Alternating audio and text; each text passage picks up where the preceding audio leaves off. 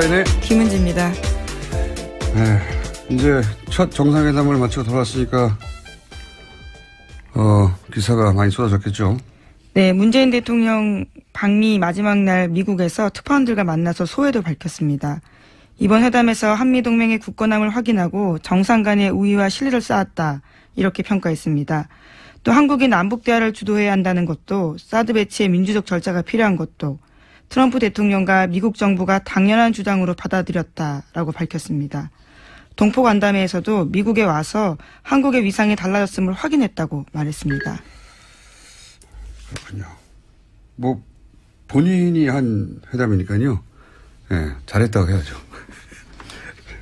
이건 당연한 이야기고, 실제 회담이 어땠는지는 저희가 오늘 2부에서 미국에서 교민들의 반응, 그리고 국내 전문가와 함께 얘기를 나눠보겠습니다. 자, 관련 뉴스들이 참 재밌긴 했어요. 뭐 예를 들어서 옷 이야기, 그 기사 보셨어요? 네, 봤습니다. 굉장히 재밌는 뉴스였어요. 그러니까 미국을 상징하는 옷을 입고 갔으면 좋았을 거라, 이런 기사잖아요. 예. 네, 베스트 댓글에서 그럼 일본 가면 기모노를 입어야 되냐, 이런 식의 이야기들도 있었습니다. 그러니까 이게 잘못된 인식이죠. 배려해야 하는 쪽은 먼 길을 온 손님을 맞이하는 집주인이 배려하는 거죠. 예. 손님이 집주인 마음에 들으려고 그 나라 옷을 입고 간다는 게 많이 되나요? 미국 상징 옷은 뭔가요? 리바이스 폴로 이런 거죠. 예. 리바이스 폴로 셔츠 입고 양키즈 모자를 쓰고 갔어야 한다는 건지. 미국 중심 사고, 미국이 잘 보여야 한다는 이런 식을 하니까 이제 그런 발상이 나오는 거죠. 큰 문제 의식 없이 그런 기사를 썼을 텐데. 네, 오히려 미국에서는 우리가 입은 옷이 예쁘다면서 칭찬을 하자 오히려 김정숙 여사가 전해주기도 했던 일이 있었죠. 뭐 그게 너무 당연한 것 같은데, 한복 입고 간 것을 보고 미국을 상징하는 옷을 입고 갔으면 좋았을 거라고 하는 상상을 한다는 게, 그리고 그 기사를 쓰고 그게 이제 데스크를 통과한다는 게 전 너무 웃깁니다. 예. 우리가 그만큼 미국에 잘 보여야 하고 미국이 어떻게 생각할까 관점에서 사안을 본다는 거죠. 바보같이. 자, 다음 뉴스는요? 네, 문재인 대통령 이번 한미 정상회담을 통해서 북핵 문제와 통일 논의의 주도권을 확보한 성과를 거뒀다라는 평가를 받습니다. 하지만 한미 FTA 재협상과 방위비 분담금 문제가 공론화된 것이 과제로 남게 되었다라는 평가도 있습니다.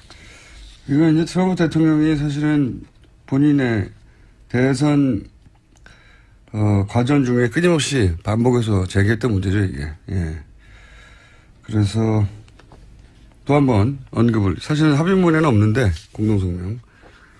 이제 합의문, 공동성명 발표하기 전에 자국 언론을 향해서, 자국 국민들을 향해서 방을 판 거죠. 예.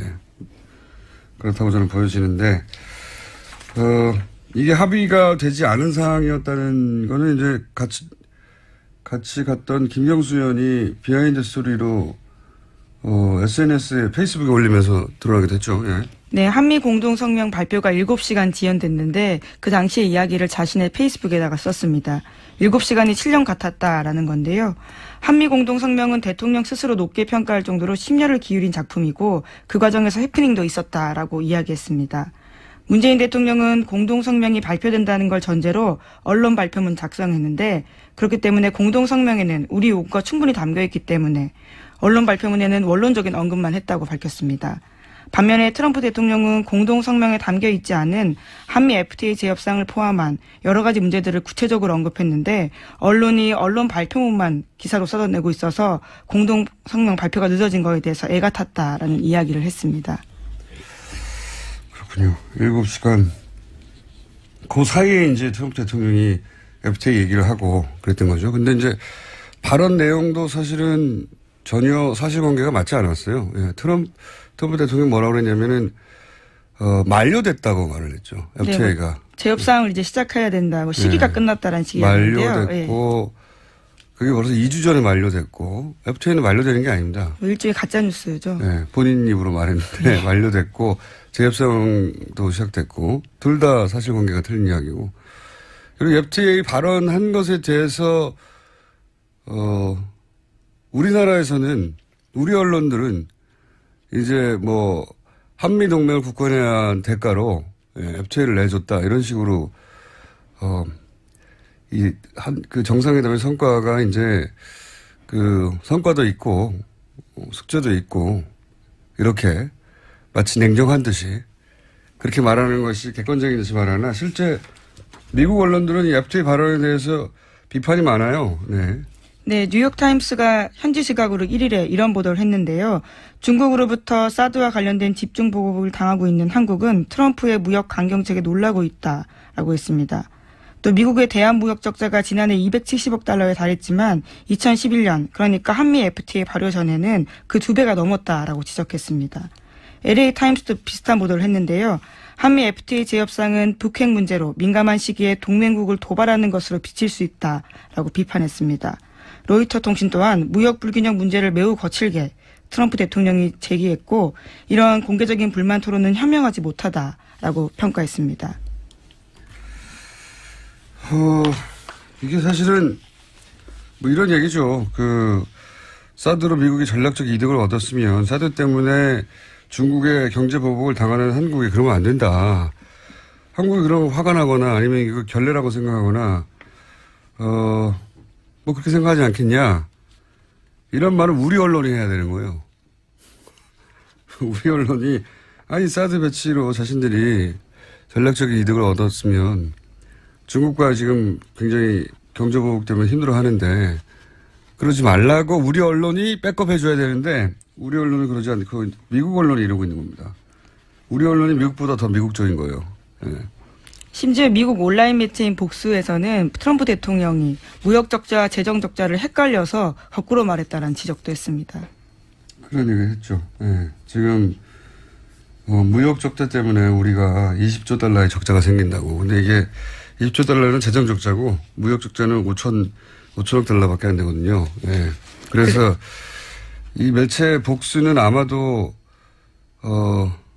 CNBC인가요? 거기서 나온 보도를 받아 쓴 걸 거예요. 거기서 그 humiliating 아주 창피한 실수를 한국 대통령 앞에서 우리 대통령이 했다. 이런 식으로 보도를 했죠. 무역 적자와 재정 적자도 구분 못하는.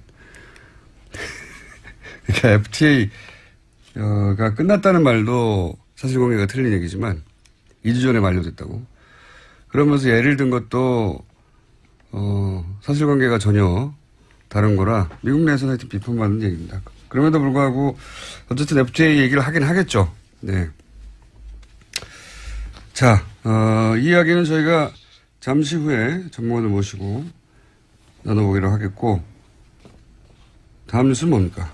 네, 국민의당 소식입니다. 국민의당 진상조사단이 어제 안철수 전 대표 대면 조사했습니다.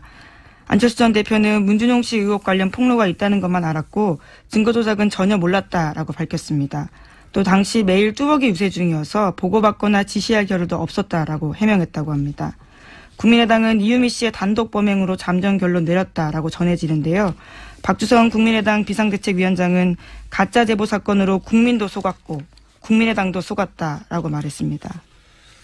많이 듣던 표현이네요. 네. 네, 익숙한 말이죠. 저는 뭐 안철수 전 대표가 몰랐을 거라고 생각합니다. 사전에 조작을 알고도 발표하게 하기에는 너무 위험하죠. 예. 그런데 이제 이 말을 하면서 보도에 따르면 답답하다 그게 도움이 되겠느냐. 당시 그랬다는 거 아닙니까? 이 녹취록 관련한 기자회견. 그러니까 이제 선거가 네거티브로 흐르는 걸 탐탁치 않아 했다. 반대했다.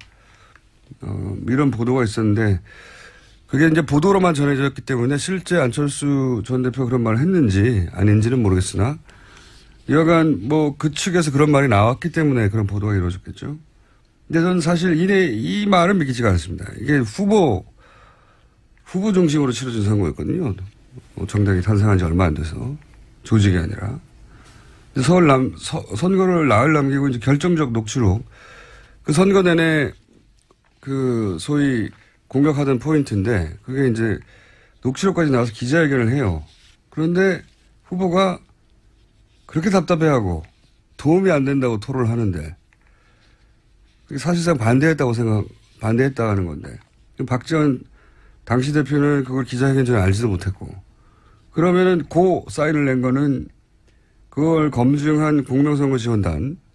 단장이 이제 이용주 의원인데 초선이에요. 부단장은 의원도 아니고. 그러니까 당대표는 모르고 후보는 도움이 안 된다고 반대한 걸 이게 강행이 그렇게 됐다는 건가요? 네, 저는 그 부분 납득이 안 됩니다. 누군가 고했다는 거잖아요. 네, 그래서 검찰이 오늘 윗선 조사 시작합니다. 그 후보는 나는 싫다고 하고 당대표는 모르는데 그러니까 결재받을 곳이 없는데 고했다는 건 이거는 전 납득이 안 갑니다. 자, 하지만 이렇게 말하지 않을 수 없죠. 예. 다음 순요. 네, 이준서 전 국민의당 최고위원이 오늘 오전 10시에 피해자 신분으로 검찰에 소환됩니다. 이 전 최고위원은 앞서 구속된 이유미 씨의 진술을 통해서 윗선으로 지목되었습니다. 또 검찰은 김인원 전 공명선거 추진단 부단장과 김성호 전 부단장도 오늘 오후에 소환합니다.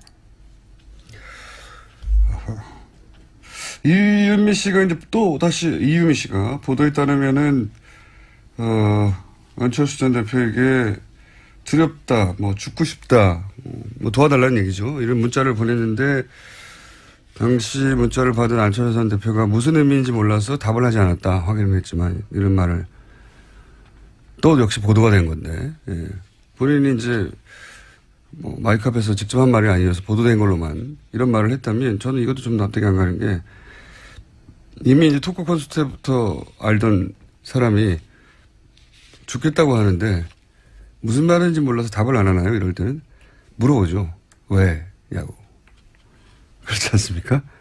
그렇죠. 아무래도요. 예, 답을 안 했다는 건 이때 답을 하면 안 된다는 걸 알았다고 받아들여야지 무슨 말인지 몰라서 답을 안 했다는 건 좀 납득이 좀 안 갑니다. 죽겠다는데 어디 놀러 가자는 것도 아니고 예. 이상한 일입니다. 예. 자, 다음 뉴스는요. 네, 박근혜 최순실 씨 재판 관련된 내용입니다. 삼성 쪽은 특검이 주장하는 말 교환 계약 의혹과 관련해서 이것을 반박하는 증거를 재판부에 제출하고 의견을 제시했습니다. 삼성 변호인단은 지난 30일에 말 비타나 V와 라우싱 등 마필 매매 계약 해지 확인서를 공개했습니다. 최순실 씨 쪽에다가 단 한 번도 말 소유권 넘겨준 적 없다라는 증거라는 겁니다. 이게 이제 말 세탁 관련해서 반박 증거라는 거예요. 간단하게 말하면은 소유권이 최순실에게 넘어갔으므로 비밀계약서, 드러난 비밀계약서상 이것은 뇌물이다. 이렇게 특검이 얘기를 한단 말이죠. 거기에 대해서 삼성이 한 일이 뭐냐. 이게 이제 이 기사를 보면 대체 뭘 말하는지 잘 몰라요. 간단하게 요약하면 이겁니다. 자기들이 그때 팔았던 매매 계약을 해지해서 돌려받았으니까 이걸 봐라. 원래 내 거니까 돌려받았지 않겠냐. 이런 말이거든요. 저는 이런 희한한 논리는 처음 들어봐요. 매매 계약 해지라는 용어도 처음 들어봅니다. 매매를 했으면 다시 구입을 하는 거죠. 구입 계약이 있는 거죠. 매매 계약서에 뭐 예를 들어서 1년 있다가 무슨 사고가 생기면 해지한다 이런 게 있습니까? 매매했는데 그 매매는 말이 다른 데 팔리면 어떡합니까 그러면? 그렇잖아요? 매매 계약 해지란 용어도 말이 안 돼요. 예, 해지 시점도 이상합니다. 최근이거든요. 5월 24일인데요. 특검 쪽에서는 재판 증거 내기 위해서 이렇게 한 거 아니냐라고 반박하고 그러니까 있습니다. 팔았던 걸 되샀다고 하면 말이 되죠. 매매를 했는데 해지를 하면 되돌려 받는다. 이게 말이 안 되잖아요. 매매를 했으면 그 말이 거기 없을 수도 있어요. 그렇지 않습니까? 자기 마음대로 할 수 있는 거죠. 샀으니까 그쪽 산 쪽에서는. 매매 계약 해지란 단어는 매매를 계약하는 체결 당시에 완전히 도장 찍기 전에 혹은 도장 찍은 직후에 무슨 사안을 가지고 해지하거나 말거나 하는 거죠. 말 팔고 난 지 1년 있다가 해지가 어딨어요. 용어도 말이 안 되고요. 이걸 돌려받았다는 게 자기 소유권을 인정받는 게 아니죠. 소유권이 넘어갔다가 샀다고 할 수는 있죠. 재구매. 그러니까 그 사이에 무슨 일이 있었는지를 입증하는 증거가 아니에요. 당연히. 그 사이에 비밀계약서에 의해서 최순실에게 넘어갔는지 아닌지를 입증할 수 있는 증거가 아니란 말이죠. 근데 이 해지 계약서로 말이 되돌아왔으니까 원래부터 내 거다라고 지금 주장하고 있는 겁니다. 정말 희한한 주장이에요, 이게. 왜 희한하다고 언론이 보도를 안 하나 몰라요. 진짜 해나지 않습니까? 내가 물건을 팔았어요. 중고시장에. 근데 그거를 해지하고 1년 있다가 다시 되돌려받았으면 이게 원래 내 거였다는 주장 근거가 됩니까?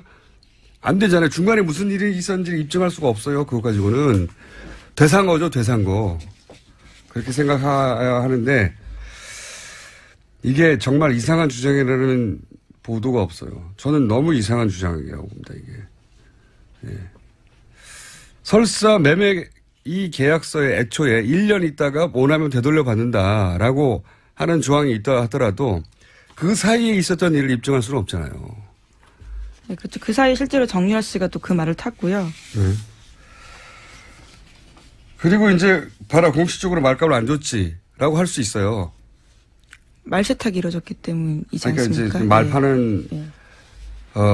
말을 줬고 그 말 상인으로부터 돈을 받았어야 되는데 우리가 받은 흔적이 없지 않냐라고 혹은 흔적이 있지 않냐 뭐 이런 걸 동시에 내놔야 하는데 그게 나오면 또 다시 얘기를 나누죠.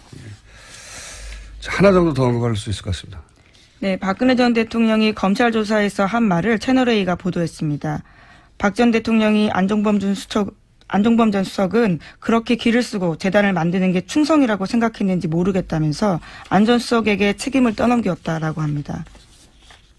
그러니까 재단을 안종범 수석이 충성하느라고 만들었다는 얘기죠, 이게. 예, 길을 쓰고 재단을 만들려고 했다라고 합니다. 길을 쓰고.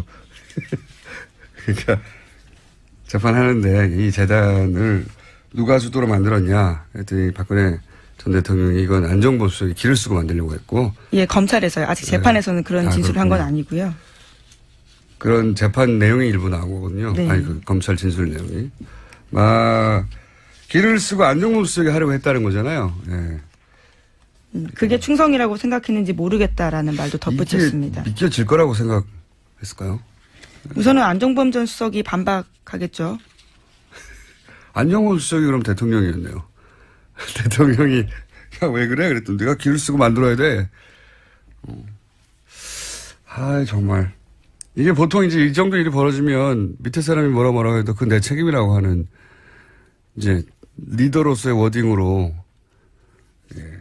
이해를 구하는데 이런 것도 안종범 수석이 충성하느라고 했다는 거 아닙니까? 왜 그랬는지 모르겠다고. 길을 쓰고 만들려고 했다고. 재단을. 참 이상했다고. 오늘 여기까지 해야 되겠습니다. 지금까지 시사인의 김은지였습니다. 감사합니다. 문재인 대통령 방미 중 상하원 의회 지도부와의 만남이 있었습니다.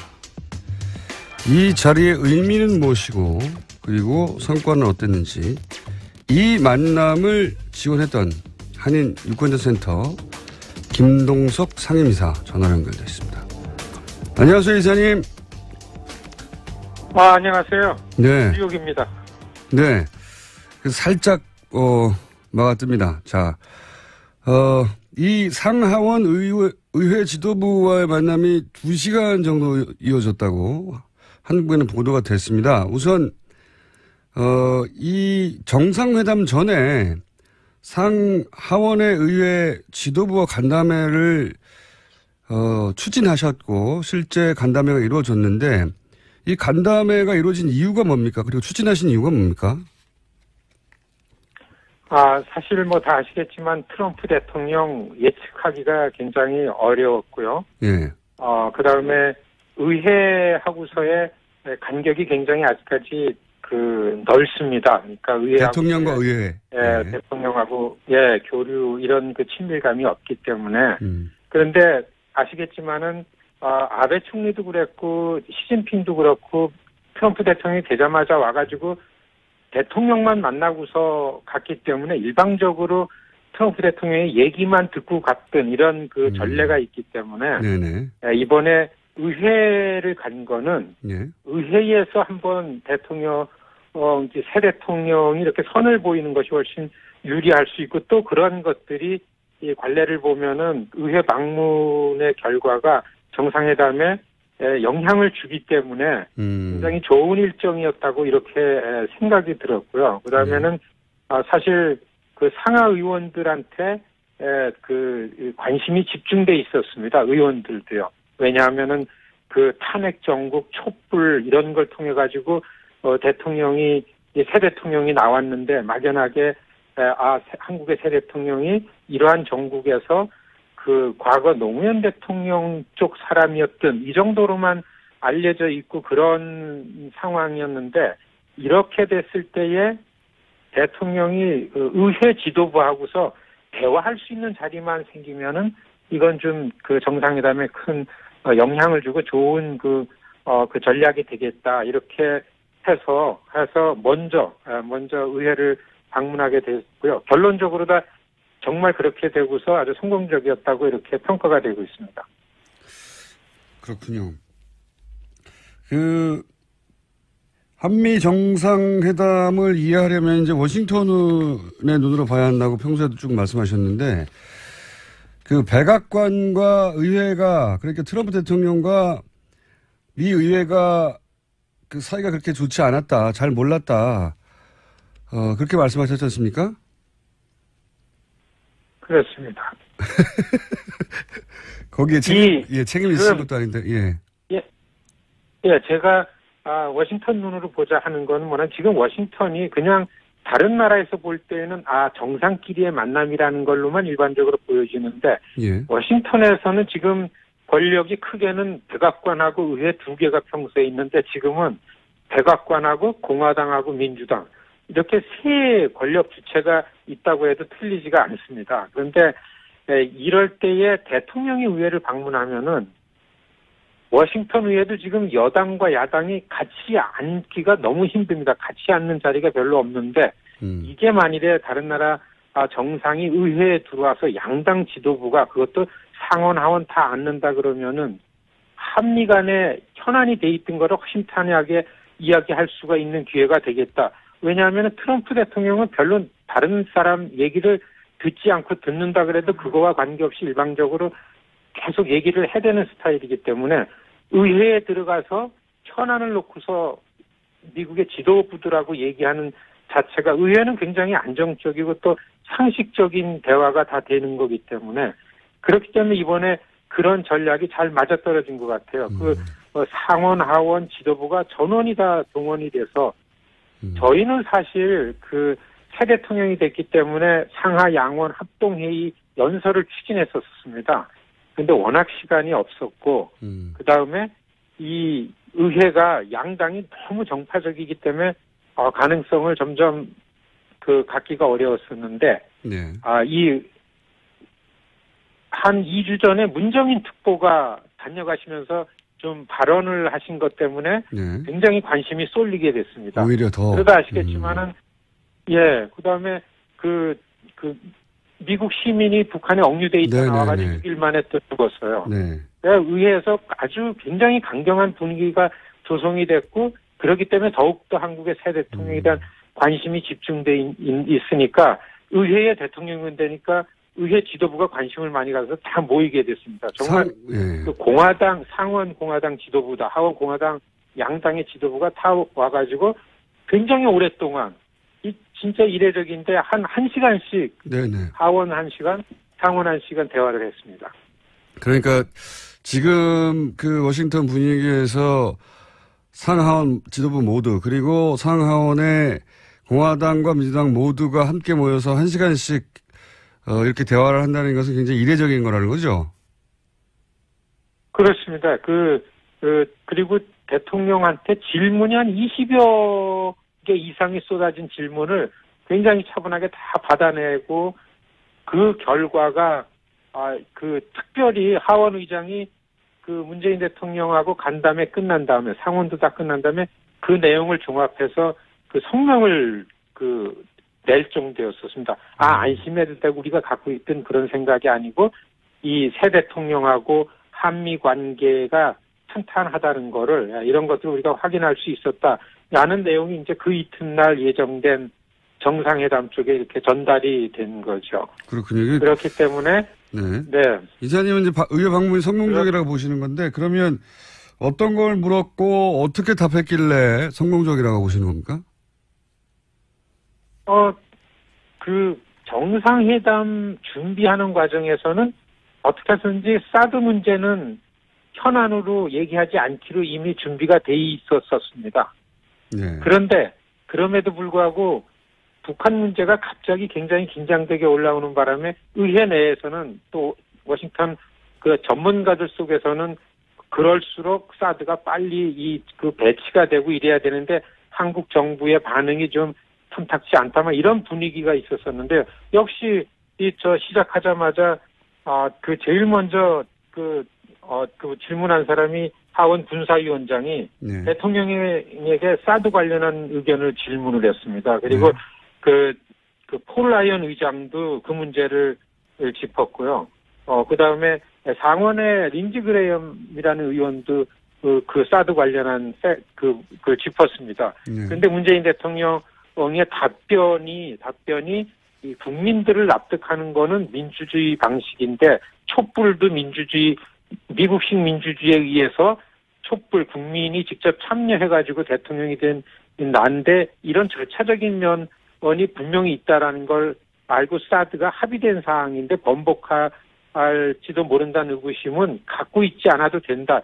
이런 질문에 오히려 그 맥손베리라는 하원 군사위원장입니다. 네네. 이분 별로 이런데 안 나오는 분인데 그거를 알고서 그렇게 입장을 가져주고 설명이 고맙다라는 그 땡큐 커멘트도 할 정도고 그랬고요. 그 다음에 개성공단에 관한 문제도 나왔고 평창올림픽이 북한을 초청했는데 그게 북에다가 좀 좋지 않은 시그널을 주는 거 아니냐 이런 질문도 나왔고서요. 그 다음에 북한이 무기 생산한 게 어떻게 팔려나가는 거에 대해서 알고 있느냐, 중국의 역할을 어느까지 생각을 하고 있느냐, 굉장히 그 많은 대화가 잘 되기 때문에 아마 의원들이 다 허심탄회하게 대화를 하고 이렇게 가지고 전반적인 게 여기서 많이 한미 관계 특히 새 대통령에 대한 미국 의회에 이렇게 갖고 있던 생각들이 여기서 많이 걸러지는 이런 그 과정이 됐고 그렇기 때문에 저는 좀 이 의회 방문이 참 잘 된 거다 이렇게 보여졌습니다. 보게 됐습니다. 그렇군요. 폴 라이언이면 하원 의장이지 않습니까? 그렇습니다. 네. 방금 말씀하신 펠로시는 민주당 대표 아닌가요? 네. 네, 그러니까 하원에서는 폴 라이언 의장이고 넘버원이고 민주당 쪽에 낸시 펠로시가 대표고 그 다음에 케빈 메카티라는 공화당 대표도 참가했고요. 스탠리 호이어라는 그 민주당 원내대표도 참가를 했고 그 다음에 에드 로이스 외교위원장, 엘리엇 앵겔이라는 민주당 외교위원회 간사, 군사위원회 위원장 간사, 그 다음에 상원에서는 그 미치 매코넬이라는 대표요. 그 다음에 민주당 대표인 찰스 슈머. 사실 상원에서 여야 대표들이 다 앉는 자리가 트럼프 대통령 취임하고 나서 요번에 아마 3번째인가 그렇다 그럽니다. 그좀 자기네들끼리도요. 그런데도 불구하고서 이게 북한 위협 그리고 그거에 관련한 이슈이기 때문에 한국의 대통령 왔으면 모이자 했는데 이게 여야가 다 한 자리에 모였기 때문에 굉장히 좋은 기회고 아시겠지만은 미국에 있는 우리 한인들은 한미 관계가 안정되고 이렇게 좀 평안해야 좋은데 그런 부분이 굉장히 긴장이 되고 이 우려가 막 됐었는데 대통령 한번 여기 다녀가고서 앞으로 저희 그 의회 관련해서 활동을 하고 있는데 제가 한 2주 동안 의회에서 이 새 대통령을 환영해달라, 환영 결의안을 내달라 이런 캠페인을 한 2주 동안 했었습니다. 네네. 이게 좀 힘들었는데 저는 목요일 오전에 대통령 의회 방문으로 힘든 거 그냥 다 잊어버렸습니다. 그렇군요. 그러니까 워싱턴에서 지금 같이 운동하시는 분과 그리고 황임 이사님이 추진했던 이 만남은 굉장히 성공적으로 끝났다는 게 이사님의 평가이기도 하고 그리고 공화당 민주당 의원들의 반응이기도 합니까? 혹시 들어보셨습니까? 그렇죠. 당장에 저희가 이걸 이제 프레스를 했는데 한인 밀집 지역에 지역구 있는 의원들은 새 대통령 환영하고 너무 안정되고 좋다라는 그런 의견을 내기 시작했고 정말 처음에 저희가 이런 환영 결의안 낼 때는 좀 냉랭했었습니다. 쉽지가 않았습니다. 저희가 이걸 원비어 사건도 있었고요. 예. 그렇죠. 예. 아주 북에 대해서는 그리고 한국의 새 대통령이 북에 대한 안보적인 유연성을 강조한다 했기 때문에 더 긴장이 됐었는데 그걸 했기 때문에 아마 정상회담에서 그 북한 관련해서 지금 한국 미디어에서 평가되는 게 훨씬 더 유연성, 주도권을 가졌다라는 게 틀리지 않고 그럴 수 있었던 거는 의회에서 이미 이 대화를 통해 가지고 의회 지도부들이 다 이해됐기 때문에 그렇게 되지 않았나 그렇게 생각됩니다. 알겠습니다.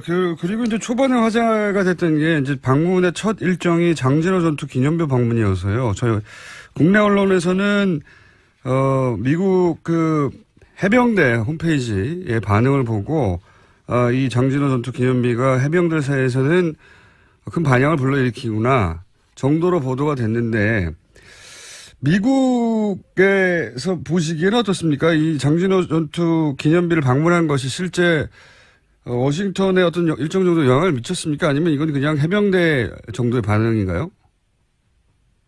사실 요번에 대통령 방미 직전에 인도 나렌드라 총리가 이틀 왔었습니다. 네. 그때서부터 외국 정상들이 이제 워싱턴 오는 게 그 미디어들 반응이 별로 없습니다. 전혀 이제 안 되고 있기 시작했는데 이 문재인 대통령께서 워싱턴 방문한 것 중에 가장 미디어에 많이 커버된 게 이제 그 해병대 박물관에 가서 장진호 전투 기념비 헌화한 거요. 거기에서 대통령께서 그렇게 피난민, 미군이 구해준, 미 해병대가 구해준 피난민, 이네 아들이 지금 대통령이 돼서 왔다. 내가 그런 사람이다. 이런 발언을 하지 않았습니까? 저희는 사실 그 내용이 나오자마자 그거를 써가지고서 의원들한테 그 다음날 의회 방문이 있기 때문에 의원 보좌관들한테 다 보냈습니다. 이제 우리 캠페인을. 그런데 그게 얘기거리가 되고 많이 보도가 되고 사실 아시겠지만 그런 부분들이 굉장히 주목을 받고 인기입니다. 그래서 마침 우리 지역구에 있는 하원 아주 거물급인데 저희한테 이메일 보내는데 이런 스토리가 있었구나라고 하면서 나는 한국의 새 대통령을 미국이 환영을 하고 왜냐하면 이런 발언들을 의회 기록물에 남기려고 그런다 이런 대답도 받고 그럴 정도로 해병대 기념비 장진호 전투 기념비 방문한 거는 굉장히 잘하고 아주 신선하게요. 굉장히 말씀을 잘하신 거 아닌가 이렇게 보여집니다. 알겠습니다. 마지막으로 한 가지만 더 질문드리겠습니다. 이건 이제 이사님께 듣고 싶은 이야기들은 이제 국내 언론에서는 커버하지 못하는 현지에서의 분위기를 제가 듣고 싶어서 그런 건데 이번 방문이 현지 교민들에게는 이 정상회담이 어떤 의미를 가졌습니까? 말씀하신 그런 결과가? 사실 미국의 한인 교민들은 어떤 분이 대통령이든 하여튼 미국에 찾아오면은 이게 사실 시집 온 사람들의 친정 부모가 오는 것 같은 그런 느낌이지 않습니까? 그렇기 때문에 누가 오든 많이 환영을 하는데 이번에는 자발적 환영대가 진짜 많았습니다. 이전에는 한국에 새 대통령이 온다 그러면은 공관에서 이렇게 선정된 사람들이 모여서 있는데 이번에는 워싱턴인데도요. 전국에서 그냥 비행기 타고 서로에 초청 받건 안 받았건 지나다니는 이런 길에 이렇게 현수막 누가 보면 진짜 관제 환영 인파처럼 절대 그럴 겨를이 없을 텐데 그래서 그리고 또 이런 게 있습니다. 교민들도 그렇겠지만은 미국 정치인들이 가장 긴장을 하고 겁먹는 거는 문재인 대통령이 국민 지지도가 높다는 겁니다. 트럼프 대통령하고 계속 비교를 하는 거예요. 그런데 한국은 국민이 직접 탄핵을 하지 않았습니까? 지금 한쪽으로는 트럼프 탄핵 얘기가 나오지 않습니까? 그렇기 때문에 국민 지지도가 높은 대통령이라는 것 때문에 아마 의회 방문했을 때 의원들이 이렇게 되게 무게 있게 지도부가 다 동원이 되고 그랬던 걸로 비춰주고 이전의 관례를 비교해 보면은 그런 이유가 분명히 있다고 보여집니다. 알겠습니다. 오늘은 여기까지만 듣고요. 저희가 조만간 다시 한번 시간을 마련해서 교민들 이야기도 좀 자세히 들어보고 싶습니다. 오늘은 여기까지 하겠습니다. 오늘 말씀 감사합니다. 네, 안녕히 계십시오. 네. 한인 미주 한인 유권자센터의 김동석 상임이사였습니다. 전문가 아산정책연구원의 김준 박사님 나와 계십니다. 네. 안녕하십니까. 안녕하세요. 네. 늦어가지고 헐레벌떡 방금 들어오셨어요. 원래. 많이 막혀요. 청취자분들 빨리 준비하셔야 됩니다. 원래 저랑 같이 이 방송을 시작했어야 되는 건데, 네. 앞에 내용을 전혀 못 들었어요. 네. 김동석 이사님 말씀은 이제 우리 언론에서 이제 여야, 그러니까 공화당, 민주당 다 포함된 의회 지도자 간담회 2시간에 대해서 네. 그게 어떤 의미를 갖는지 이제 크게 보도가 안 됐는데, 그게 있었다. 네, 이게 잘 진행됐다 정도였지. 근데 김동석 상임이사 미국에서 이 의회 만남을 계속 추진했고 밀었던 그런 운동을 했던 이분의 입장에서 보자면 그 여야 공화당 민주당 지도부가 한 번에 다 모이기도 굉장히 힘들고 실제 뭐 대표나 하원 의장이나 주요 인사들이 왔고 그리고 그렇죠. 집중적으로 질문 공세를 공격적으로 했는데 원베어 사건도 있고 해서 네. 그리고 이제 북한과 유화적인 제스처를 취한다고 하니까 미국과 전혀 다른 방향으로 갈까 봐. 근데 실제는 굉장히 그 답변도 잘 됐고 네. 그래서 대단히 성공적이었다. 미국에서 보기에는 교민들이 보기에는. 그렇죠. 그 부분부터 똑같이 평가하십니까? 네, 저도 뭐 굉장히 좋았던 것 같고 일단 모였던 사람들 몇몇이 저는 이제 하원도 봤지만 상원이 사실은 외교 안보 쪽은 더 힘이 세거든요. 네, 상원 그래요? 보면은 예, 그 하원은 이제 보통 일반 사람들의 생활을 준비하는 예산 뭐 경제 그렇죠. 문제, 세출 세입 소상공인 뭐 그렇죠. 예. 간 이제 인디비주얼 약간 개인들의 어떤 삶을 좀 봐야 되는 거고 상원 좀 거시적인 시각에서 네. 나라를 이끌어라 외교 안보 같은 것들. 예. 네, 그래서 보면은 뭐 맥케인이라든지 밥 코커 지금 외교위원회 이제 위원장이고 미치 매커넬 공화당의 이제 상원 대표. 다들 많이 모였더라고요. 그래도 한 자리 라이언은 넘버원 아닙니까 사실 차기 주자. 라이언이 예. 하원에서의 하원 의장으로 이제 넘버원이죠. 그렇지만 아니 차기 주자로도 넘버원 아닌가요? 차기 주자로도 얘기가 나왔는데 몸이 좀 아프다는 얘기를 들었어요. 저는. 네. 그래갖고 그런 디테일한 것까지. 어쨌든 유력 인사들이죠 다. 그럼요. 네. 정말 유력 인사들이고. 근데 구체적인 그 대화 내용 일부만 나왔는데. 네. 제가 그 자리에 있었던 사람한테 간접적으로 들었는데. 그 투표를 굉장히 잘했다. 네. 잘해서 자기 깜짝 놀랐다. 근데 깜짝 놀랐다고 하는 부분에 평소 실력이 약간 의심스럽긴 하지만 대답을 굉장히 잘했다는 평가. 혹시 예전 분하고 비교해갖고 깜짝 놀란 건 아닌지.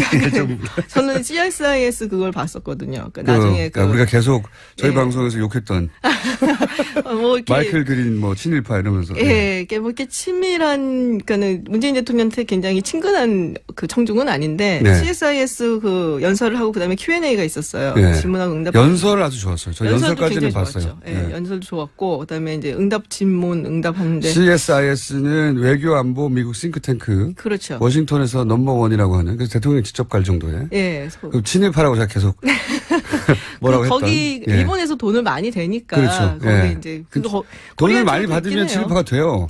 아니 뭐 돈 주는데 어쩌겠어요. 그러면은. 어쨌든. 근데 질의응답을 한 4개 정도 했던 것 같아요. 예. 근데 뭐 답변 굉장히 잘하셨고 그리고 이거는 이제 사전에 준비된 건 분명히 아닌 것 같은 게 몇 번 자꾸 물어보셨어요. 뭐라고요? 잠깐만요. 기다려봐요. 그리고는 질문이 사전 준비된 게 아니었다. 통역도 당황해갖고 이제 프로페서 문재인이라는 프로페서 문재인 나갔습니까? 실수를 하기도 했고. 근데 제가 대부분 프로페서가 오는 자리니까 거기가. 근데 아니 문정인 특보하고 이제 헷갈린 거예요. 그렇군요. 예. 그리고 그래서 제가 그 예전에 그 박근혜 전 대통령 때의 그 클립을 다시 한번 봤어요. 네. 그거는 이제 딱 준비된 티가 좀 많이 나더라고요. 질문을 미리 받아갖고. 국내에서도 기자들이 청와대 안에서도 준비된 질문 아니면 안 하는데 거기까지 네. 가가지고서야 뭐. 그렇죠. 그래서 그래서 뭐 응답이 굉장히 좋았어요. 제가 듣기에는. 그리고 굉장히 강력하게 이야기를 했고 뭐 여러 가지 이제 미국 측에서 특히 이제 CSIS 같은 그런 보수적인 성향을 가진 곳에서 보기에 약간 미심쩍다. 뭐 이런 부분에 대한 얘기를 굉장히 단호하게 대답을 잘 하셨어요. 본인이 보시기에. 네. 이건 어떻습니까? 제가 이제 장진호, 저는 개인적으로 굉장히 성공적인 출발이고 상징적인 출발인데, 네. 미국의 해병대 홈페이지에서 크게 반응하는 거 위에, 네. 그리고 지금 제가 방금 김동석 상임이사를 통해 들은 이야기로는 미국 측 반응이 좋다, 현지에서. 요 정도 얘기밖에 나오지 않아서 저는 이 첫 출발이 나머지를 부드럽게 풀어갔는데 굉장히 중요한 역할을 했다고 생각하거든요. 평가를 그렇죠. 좀 해주세요. 저도 굉장히 인상적이었고 연설이 또 굉장히 좋았잖아요. 그러니까 문재인 대통령의 강점이 그건 것 같아요. 그 조곤조곤 사람을 감동시키는 게 있어요. 미국 사람들한테 먹힙니까 이게? 그럼요. 굉장히 진정성. 또 요즘 같은 시대는 얼마나 먹히겠어요. 자기 대통령이랑 좀 이렇게 비교를 해보면. 자기 대통령과 비교. 그리고 이렇게 뭐랄까 좀 이게 이제 대통령이 가갖고 어떤 정책적인 이야기를 하는 것뿐만이 아니라 사실은 우리나라에서의 정상 회담의 데뷔전이다라고 얘기하는 거는 미국 사람들에게 문재인이라는 사람들을 보여주는 장이거든요. 그래서 그런 면에서 봤을 때 이걸 이제 공공외교라고 표현을 할 수가 있는데, 공공외교. 그러니까 굉장히 성공적이었다고 봐요 저는. 그러니까 우리나라 사람들이 그러니까는 오바마 대통령에 대해서 굉장히 좋은 이미지를 갖고 있잖아요. 그 연설 때문이죠. 첫 연설. 그렇죠. 예. 그리고 사실 오바마 전 대통령이 한국한테 굉장히 잘해준 건 없어요. 따지고 보면. 아니 대북 정책은 꽝이었어요. 완전 꽝이었죠. 그리고 가끔가다 뭐 우리나라 교육이 좋다는 이상한 말만 하면 네. 우리 언론에서는 오바마가 우리 교육 시스템을 칭찬을 했대더라. 그러니까 우리 좋아하는 오바마의 것처럼 전략적 인내가 무슨 정책입니까? 그냥 아무것도 무시, 안 하는 건데. 네, 상무시 이거근데 그냥. 네. 그래서 이미지가 근데 워낙에 좋기 때문에 오바마 대통령이 뭘 해도 그냥 좋아 보이는.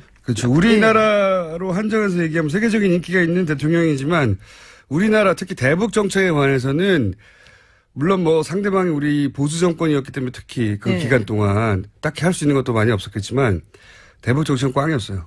그럼에도 불구하고 우리가 오바마 대통령 시절에 미국에 대한 어떤 호감도가 굉장히 높았고 오바마 대통령도 굉장히 좋아했고 이게 이제 대통령이 가지는 어떤 공공외교의 힘이거든요. 그렇죠. 그렇죠. 그래서 그런 의미에서 저는 문재인 대통령이 이번에 정말 성공적인 공공외교를 했다라고 생각을 해요. 공공외교. 그런 용어도 있군요. 공공외교. 네, 퍼블릭 디플로마시라고 합니다. 영어로. 전문 용어로. 네, 전문 용어로.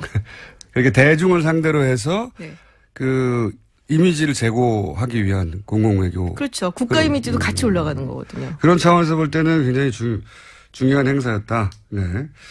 트럼프 대통령도 이 장진호 연설에 대해서 언급을 했다고. 예, 굉장히 감동적이었다, 좋았다. 누가 봐도 사실 감동적이었죠. 거기서 눈물 짓는 노병들도 있었고, 그 드라마 같이 연출이 사실 이렇게 쫙 됐었잖아요.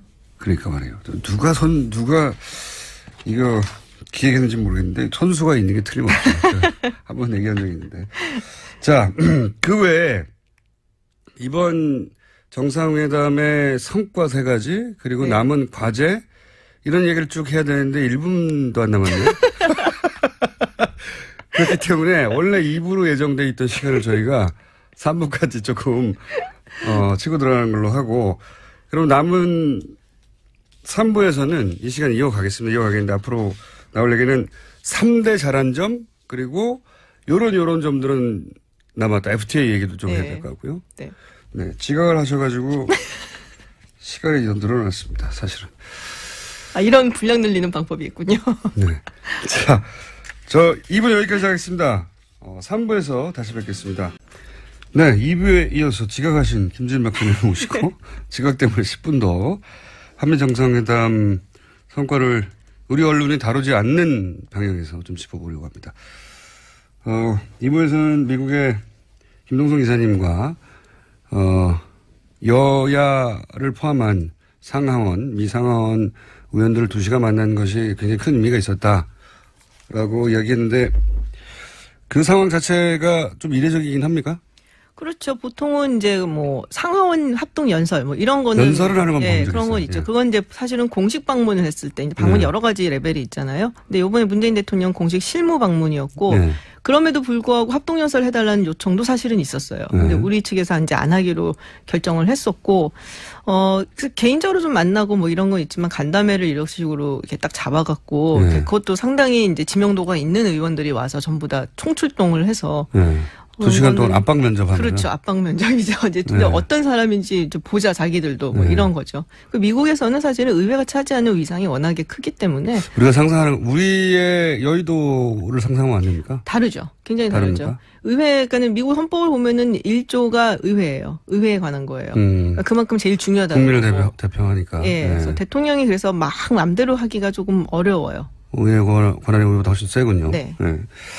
그래서 의회를 상대하는 게 이제 중요한 걸 아는 이제 한인 사회에서 의회를 꼭 방문해서 이런 사람들을 만나라고 했는데 성사가 됐고, 그리고 결과는 나쁘지 않다 정도가 아니라 좋았던 것 같고. 자, 그럼 종합적으로 박사님이 보시기에. 네. 미국에서 공부했고, 지금 미국 전문가로 활동하고 계신 박사님이 보시기에 한미 정상회담 잘한 부분 3가지 정도만 꼽자면요. 일단 이제 2부에서 말씀드렸던 그 공공외교 측면. 첫 번째, 예, 장진호. 새로운 이제 문재인이라는 한국의 대통령이 어떤 인물인가. 굉장히, 좋은 이미지를 남기고 왔다는 것. 그게 굉장히 좋았던 것 같고요. 공공외교. 네. 네. 두 번째는, 지금 이제 북핵 문제를 해결하는 데 있어서 한국이 주도적인 역할을 하는 거를 지지를 한다는 게 공동성명 안에 들어가 있잖아요. 그렇죠. 예. 네, 그래서 굉장히 큰 성과라고 봅니다. 굉장히 큰 성과죠, 그거는. 사실 그게 이제 예전에서는 1998년도에 클린턴 전 대통령하고 김대중 전 대통령 네. 정상회담 때 그 얘기를 딱 했었거든요. 클린턴 네. 전 대통령이 이제는 한국이 운전석에 앉아라. 미국은 네. 이제 조수석에 있겠다. 표현을 그렇게 했죠. 운전석. 네. 네. 그래서 그리고 거인이라고 표현하면서. 네. 그래서 이 내용을 김대중 대통령을 거인이라고 표현했다는 겁니다. 그렇죠. 네. 김대중 거인의 어깨 위에 올라. 가장 케미스트리가 좋았던 커플이었어요. 거기가 제가 네. 보기에는. 근데 문재인 대통령이 또 요 부분을 굉장히 강조를 많이 했었어요. 선거 캠페인 할 때도. 워싱턴 포스트라든지 이런 외신 기자들하고 인터뷰를 할 때도 한국이 주도적인 역할을 해야 된다. 주도권을 가져야 된다. 너무 당연한 얘기인데 사실은. 우리 일인데. 말을 못하고. 홍길동 정도 아닌데. 그래서 그래갖고 그 부분이 굉장히 요번에 얻어냈다는 게 크다라고 저는 보여지고요. 운전석에 앉게 됐다 다시. 네. 지난 10년간은 북하고 미하고 직접 대화는 있었어도 그렇죠. 그렇죠. 그리고 최근 몇 년 사이에는 우리 채널은 없어졌어요 그냥. 그렇죠. 북한도 얘기를 안 하려고 그랬고, 우리랑은. 대화 채널 자체가 없어져 버렸으니까요. 그리고 저는 이게 사실 되게 중요한 게, 이번 정상회담이 사실은 미국과의 어떤 관계를 개선한다든지 좀 좋게 한다든지 물론 이런 것도 중요하지만 국내적인 메시지를 던지는 게 훨씬 더 크다고 봤어요. 그러니까 지금 떠나시기 전에 굉장히 많은 사람들이 우려를 표명한다는 거 많았잖아요. 한미 동맹이 위기에 처했다. 예. 네. 그리고 미국이 혹은 트럼프 대통령이 경로했다. 뭐 이런. 예. 그래서 문재인 대통령이 이제 후보 시절에도 불안하다라는 얘기들을 많이 이제 보수층에서 안보 했는데 문제에 있어서. 밑도 끝도 없이 그냥 불안하다라는 얘기를 굉장히 많이 했기 때문에 이번에 가서 트럼프 대통령한테 혼나고 올 거다라는 식으로 이제 막 그렇죠. 자꾸 분위기를 만들었단 말이에요. 근데 의외로 너무너무 훈훈하게 그리고 정말 정상스러운 대접을 받고 왔어요. 제가 보기엔 정상회담 있었던 것 중에서 가장 정상적이고 정상스럽게 대우를 해줬던 게 아닌가. 그래서 지금 이제 국내적인 정치적인 메시지로도 한미 관계에 전혀 문제가 없고 동맹 관계도 문제가 없고 안보 문제에 있어서도 굉장히 잘 이끌어 나갈 수 있다라는 메시지를 던졌다는 게 저는 가장 큰 의미가 있는 것 같아요. 미국 정치 지도자들한테는 내가 합리적이고 말이 되는 네. 사람이란 그런 그렇죠. 이미지를 남겼고 국내적으로도 안보 문제에 대해서 태클 걸지 말라는 메시지를 미국 측의 워딩을 그대로 따서 사실은 네. 미국이 이렇게 한다잖아. 우리가 하면 우리가 이 대화를 주도하는 게 맞다고 하잖아라고 하는 항상 사실 우리 보수 측에서는 미국의 인증을 받아와라고 주장하거든요. 미국이 싫어한다. 그렇죠. 미국이 화낸다. 근데 이제 그런 말이 나오기 어렵게 됐다는 점이 또 크다고 보신다. 또 하나는 뭡니까? 3가지는 해야죠. 지금 3가지 했는데요.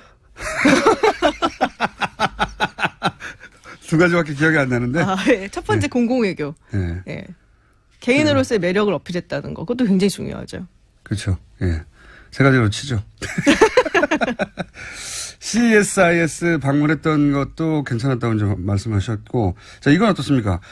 이어서 나온 이야기가 이제 그 트럼프 대통령이, 공동성명 발표 전에, 네. 그 사이에, FTA 만기가 다가온다느니, 2주 전에 만기가 됐다느니, 다 사실이 아니죠. 그게 만기가 어딨어요? 그러니까 재협상을 하고 있다느니, 다 말도 안 되는 소리인데, 이거 사실 말도 안 되는 소리를 우리 언론이 딱 보도해줘야 되는데 어쨌든 왜냐면 만기도 없고 2주 전에 효력이 정지됐다는 것도 사실이 아니고 재협상을 하고 있다는 것도 사실이 아니고 사실은 트럼프 대통령이 실제 한미 FTA 내용도 모르고 있다는 거예요. 네, 잘 모르는 것 같고요. 네. 그러니까 5년에 한 번씩 리뷰는 해요. 이게 어느 정도 이제 잘 돼가 있는가 뭐 그런 건 하는데 만기는 아니고 재협상이란 말이 공동성명에는 안 들어가 있어요. 근데 본인이 그런 얘기를 했죠. 리니고시에이팅 하겠다 뭐. 근데 그걸 FTA를 정말로 재협상한다는 어떤 법적인 용어를 쓴 게 아니라 그냥 아는 단어 쓴 것 같아요. 제가 보기에는. 아니 FTA의 내용을 모르는 것 같습니다. 한미 FTA 잘 내용. 모르죠. 예. 근데 자기가 워낙 대선 기간 중에 이제 위대한 미국을 재건하겠고 그러면서 그 외로 한국과 FTA 얘기를 많이 했었고. 예. 예. 근데 한국 대통령이 왔는데 미국 기자들이 그래 당신이 계속 대선 기간에 얘기했던 그 FTA 내용 물어봤냐고 재협상 했냐고 이걸 기자들이 물어볼까 봐 선수를 친 것 같아요. 그리고 이게 자동차 철강 이야기를 했잖아요. 네. 굉장히 상징적인 거거든요, 그게. 근데 사실 지금 FTA를 보면은 일단은 미국이라는 나라가 FTA를 많이 하는 국가가 아니에요. 그러니까는 사이즈가 제법 있는 경제 국가하고 FTA를 했다면은 이제 나프타하고 우리나라, 호주 뭐 이런 정도거든요. 아니면 뭐 칠레, 뭐 요르단 뭐 이런 나라들이기 때문에 일본도 안 하고 중국도 안 하고 유럽 국가랑도 안 하고 그래서 이제 나프타하고 이제 항미 FTA를 자꾸 치는 거고. 그리고 이게 무역이라는 게 결국에는 경쟁 우위를 가진 제품들을 서로가 이렇게 교환을 하는 거잖아요. 네. 근데 미국이 우리한테 FTA를 통해서 경쟁적으로 우위를 가진 거는 자동차가 아니에요. 자동차를 팔아갖고 미국이 뭐 주력 산업으로 해갖고 이기겠다는 게 아니라 사실은 농산품을 많이 팔아야지 미국이 훨씬 더 이득이고 그리고 이제 새로운 지식산업 같은 거 있죠. 직접대상권이라든지 의료 서비스, 뭐 법률 서비스, 그리고 데이터, 약간 디지털 무슨 제품 같은 거. 그런 거에 주력을 해서 이제 이 부분을 더 개방을 하라고 압박이 들어온다면 아 정말로 FTA를 좀 다시 한번 재협상을 하려는 의지가 있겠구나라는 생각을 할 수가 있는데 자동차, 철강 이거는 더 뭐 이렇게 해올 그런 게 없는 분야거든. 거의 관세도 없고 그리고 뭐 한국이 굉장히 뭐 이득을 좀 보고 있는 해요. 그렇지만 그 이득을 보는 상승률이 좀 더뎌요. 미국보다는. 하지만 뭐 글쎄요. 뭐 자동차 이렇게 주력을 해서 얘기한다. 이거는 굉장히 다분히 그 정치적인 의도가 조금 있는 거다. 실제 내용이 아니라 한미 FTA라고 하는 상징. 그렇죠. 에다가 자동차라고는 미국의 한때 주력 사업이었던 상징. 네. 그런 상징을 들면서 경제적으로 우리가 이득을 취하기 위해서 내가 노력하고 있다. 트럼프. 네. 그런 정도의 메시지인 것 같아요. 그 러스트벨트 유권자들한테 네. 상징으로 메시지를 던지는 거죠. 네. 소위 이제 한때 잘 나갔다가 이제는 먼지만 휘날리는 동네들. 그러니까 네. 뭐 더 이상 관세 측면에서 막 뭐를 할 거는 크게는 없어 보이고 아마 비관세 장벽으로 이제 개정이 좀 들어가지 않을까 뭐 그런 생각을 조금 해봅니다. 알겠습니다. 한미 FTA 문제 재협상 이게 또 재협상이 실제로 재협상 테이블에 앉게 된다 하더라도 굉장히 오랜 시간이 걸리고. 이게 이제 재협상을 하려면은 그 의회에다 일단 협상을 하겠다 협상안을 던져줘야 돼요. 네. 그래서 90일 동안 의회가 그걸 이제 리뷰를 하고 이제 네. 협상권을 줍니다. 그러면서 네. 이제 다 따지는 거예요. 이건 어떻게 할 거냐, 요거는 할 거냐 말 거냐 이런 네. 식으로. 그 다음에 이제 들어가게 되고 지금 나프타 그 과정에 있거든요. 의회 과정에.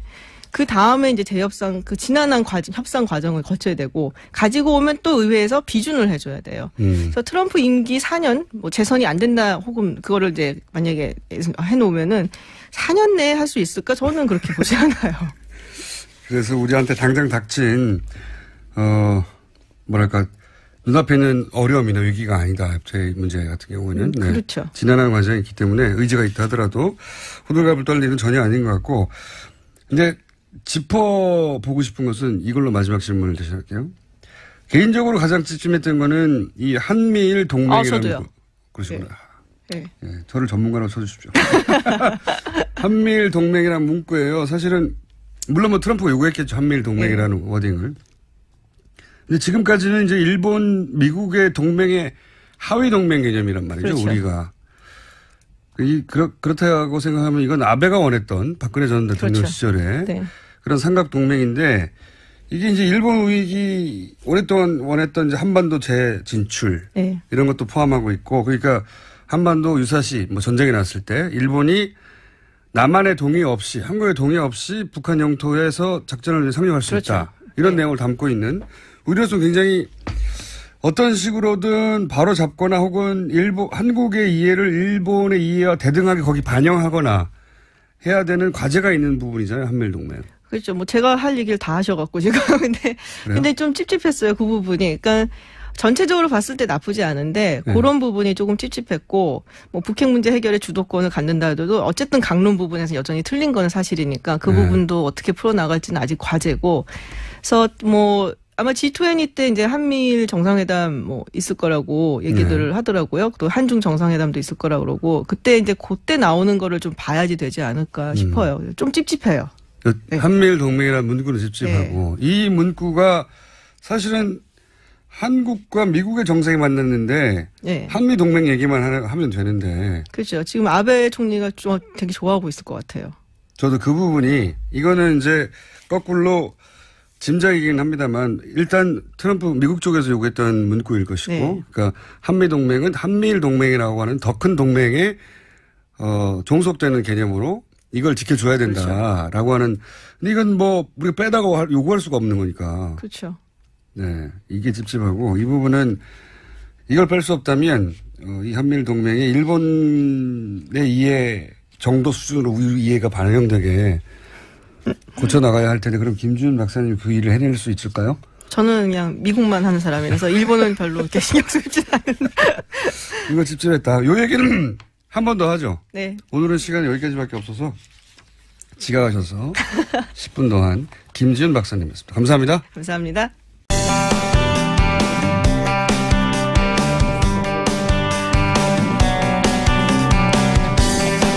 국민의당 진상조사단이 이유미 씨의 단독 범행이라는 잠정 결론을 내린 것으로 전해지고 있습니다. 네. 전남 고흥, 보성 장흥, 강진 지역구의 국민의당 황주원 의원 전화 연결 보겠습니다. 안녕하세요, 의원님. 네, 안녕하세요.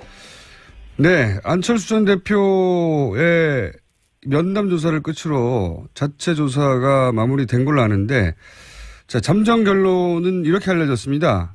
네. 단독 범행이라고 어떻게 평가하십니까? 그런 것 같아요. 이유미 씨의 단독 범행이었고, 네. 조작한 사실도, 네. 윗선에서는 몰랐다, 뭐 이런 것 같습니다. 네. 그런데, 미디어 오늘에서 네. 여론조사를 했던데, 발표를 보면 6월 말 7월 초에 한 건데, 단독 범행일 거다라는 국민 여론이 13%예요. 그리고 당의 개입자가 더 있을 것이다라고 믿는 국민 여론이 71%이더라고요. 그러니까 일반 국민 여론 민심과 저희의 잠정적인 결론 사이에 상당히 큰 격차가 있습니다. 네. 저는 그래서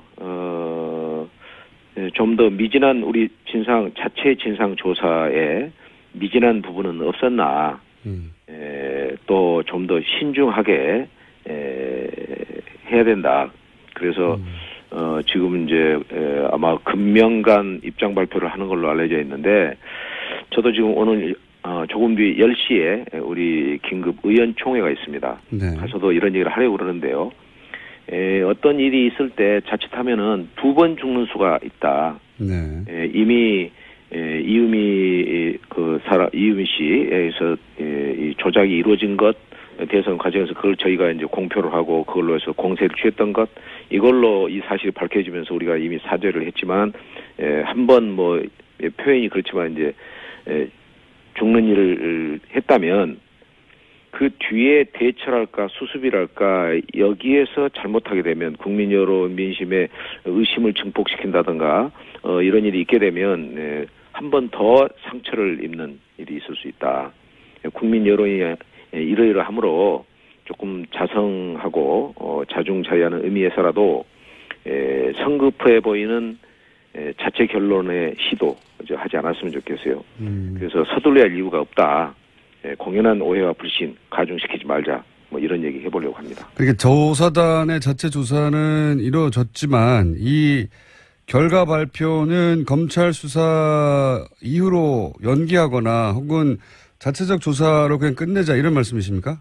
저는 서둘러야 할 이유가 없는 것 같아요. 왜냐하면 만약에 검찰 조사가 우리의 자체 조사 결과와 일치한다면 다행이지만 만약 그렇지 못하다면 그때 또 저희가 감당해야 할 후폭풍이랄까 역풍이 거셀 거란 말이에요. 그게 이제 번연히 예상되고 있고 지금 일반 국민들은 아까 말씀한 것처럼 70%의 국민들이 우리 이거에 대해서 신뢰하지 않고 있단 말이에요.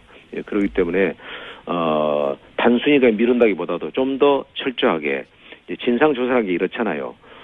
서로가 다 아는 처지에서 뭐 전화로 뭐 조사한달까 문의하고 또 만나서 물어보고 하지만 거기에 강제력 있는 수사권이 없는 상태에서 깊이 있는 제대로 된 진실을 파헤칠 수 있겠나 그런 한계가 있기 때문에 좀 더 신중하게 가야 된다 저는 그렇게 봅니다. 알겠습니다. 안철수 전 대표는 이제 보도로는 이렇게 알려졌습니다. 본인은 이런 정국, 네거티브 정국을 답답해하고, 그리고 이런 녹취록이 나온 것에 대해서도 도움이 안 된다, 이런 토로까지 한 걸로 이제 보도가 됐는데요. 그렇다는 얘기는 사실은 이런 그 녹취록을 들고 하는 기자회견이나 이런 걸 사실상 반대 의견을 표했다, 이렇게 보여지는데, 박지원 대표도 당시에는 기자회견 전에는 알지를 못했다고 하고, 그러면 이제 공명선거 지원단 단위에서 안철수 전 대표는 이게 도움이 되겠냐 답답해하고, 박지원 대표는 알지 못했는데 공명선거 지원당의 단장 초선 의원이 이용주 의원이 단독으로 이걸 밀고 나갔다, 이렇게 보기에는 좀, 그러니까 녹취가 가짜였다는 건 몰랐다고 하더라도 적어도 이 건으로 기자회견을 한다는 것은 누군가 알고 지도부가 누군가 오케이를 했었어야 이게 했었을 것 같거든요. 그렇지 않습니까? 네. 그 대목이 좀 이해가 안 가는데. 글쎄요, 저도 좀 아쉬운 대목이에요. 그래서 아마 이제 아까 말씀한 것처럼 국민 여론도 조금 이제 이해를 하지 못하고 있는 것 같고요. 누군가는 하라고 했을 거 아닙니까? 누군가는, 그죠? 뭐 그렇죠. 결제가 있었을 거 아니에요. 이 중요한 문제를 그냥 이준서 전 최고위원의 개인적인 판단, 결재와 판단, 결정으로 또 몇 사람이 할 수 있는 문제는 저는 아니라고 봅니다. 그러나 이제 진실은 또 알 수가 없잖아요. 실제로 또 그랬을는지 안 했는지는. 그래서 이제 아까 말씀처럼 저희의 자체 입장과 국민 여론 사이에 이제 괴리랄까 격차가 있는 거, 이게 저희의 이제 고심이고, 여기에서 저는 안철수 전 대표이건 박지원 전 대표이건 무언가 그래도 이렇게 전혀 무반응으로 일관하는 것이 옳은 것인지, 본인에게도 또 당에게는 물론이려니와 저는 조금 역시 유감스러운 부분이 있습니다. 박지원 대표는 이 건 관련해서 이제 본인은 몰랐다고 적극적으로 인터뷰를 여러 번 하셨죠. 언론을 통해서. 근데 안철수 전 대표는 몰랐다가 아니라 답답하고 이게 도움이 되겠느냐라고 하는 멘트를 했다는 걸로 봐서는, 본인은 이런 어떤 그 녹취록 혹은 뭐 이런 네거티브 공방을 불편해하고 도움이 안 된다, 반대했다는 취지로 말한 것 같은데, 후보가 반대하는 일을 계속 당에 할 수는 없지 않습니까? 뭐 그런 걸 떠나서 어쨌든 간에 이 일이 이제 일파만파로 이미 커져 있잖아요. 국민적인 공분, 분노가 폭발하고 있는 시점이기 때문에 저는 지금이라도 아주 뭐 짧은 정도의 입장 표명, 예컨대 뭐 죄송합니다, 이유 여하를 떠나서 책임감을 느낍니다. 검찰 수사가 완료가 되면 여러분 앞에 서서 입장을 밝히겠노라고, 이런 정도의 입장 표명이라도 저는 있어야 한다고 봅니다. 당의 중요 소속원으로서 당의 이처럼 가중된 위기 현실에서 뭐 초연해 있지는 않겠지만 적어도 무반응으로 있는 모습은 아까도 말씀했지만 당은 물론이려니와 본인에게도 결코 이롭지 못할 거라고 저는 생각합니다. 안철수 전 대표의 어떤 발언 타이밍을 이미 놓친 게 아닌가, 이런. 좀 실기한 것 같아요. 사건 초기에 이제 바로 메시지를 내고, 뭐 두 번째 메시지를 또 내더라도. 글쎄. 이제는 뭐 웬만한 발언으로는 수습이 안 되는 상황 아닌가요, 지금? 그런 것 같습니다. 뭐랄까요, 이제 아주 센 메시지가 나와야 되는데. 중학교 때 왜 배웠던 영어에 최상의 정책은 정직이다 하는 말 떠오릅니다. 지금 이 시점에서 저희 국민의당, 저는 꾀를 찾으려 하거나 전략을 구사하려는 생각해서는 안 된다고 봅니다. 있는 그대로 정직하게 진실하게 내리는 민심의 소나기를 그대로 흠뻑 맞으면서 극복할 건 극복하고 또 단죄할 건 단죄하면서 새롭게 일어서려는 그런 의지 갖고 있어야 한다고 생각합니다. 안철수 전 대표가 이제 내놓을 수 있는 메시지가, 예를 들면 뭐 국민의 부름을 받을 때까지 저는 뭐 정계를 떠난다, 뭐 이런 수준인가요? 아니면 정반대로 뭐 재창당, 대혁신 이렇게 공세적으로 나가서거나 이렇게 양극단의 메시지밖에 내돌 수 있는 게 없는 것 같아요. 단순한 사과라면 뭐 그거 하느라고 이렇게까지 오래 끌었냐고 또 비판을 받을 테니까 그리고 극단적 메시지밖에 남지 않지 않았을까요? 글쎄 그건 잘 모르겠습니다. 제가 또 얘기할 그건 이제 안철수 전 대표 개인의 몫이기 때문에. 알겠습니다. 이건 어떻습니까? 지금 그렇지 않아도 정권 초기라서 더욱 그렇겠지만 호남에서 현 문재인 정부에 대한 지지율이 높고 그리고 반면에 국민의당 지지율이 좋지 않았는데 이 파문으로 이제 더욱 나빠지고 있습니다. 네. 최근까지 여론조사 상으로는. 네네. 일단 호남 민심, 직접 접하는 호남 민심은 어떻습니까? 말씀하신 대로 사납죠. 어떻게 이 상황에서 여론이 좋을 수가 있겠습니까? 호남 민심만이겠습니까? 지금 여론조사에, 객관적인 여론조사에, 전국 여론조사에서 저희 정당 지지율이 5%로, 4개 원내 교섭단체 가운데서 최하위고, 또 비교섭단체인 정의당한테도 밀리는 그런 상태이기 때문에, 전국적 여론, 호남 민심 포함해서 아주 좋지 않습니다.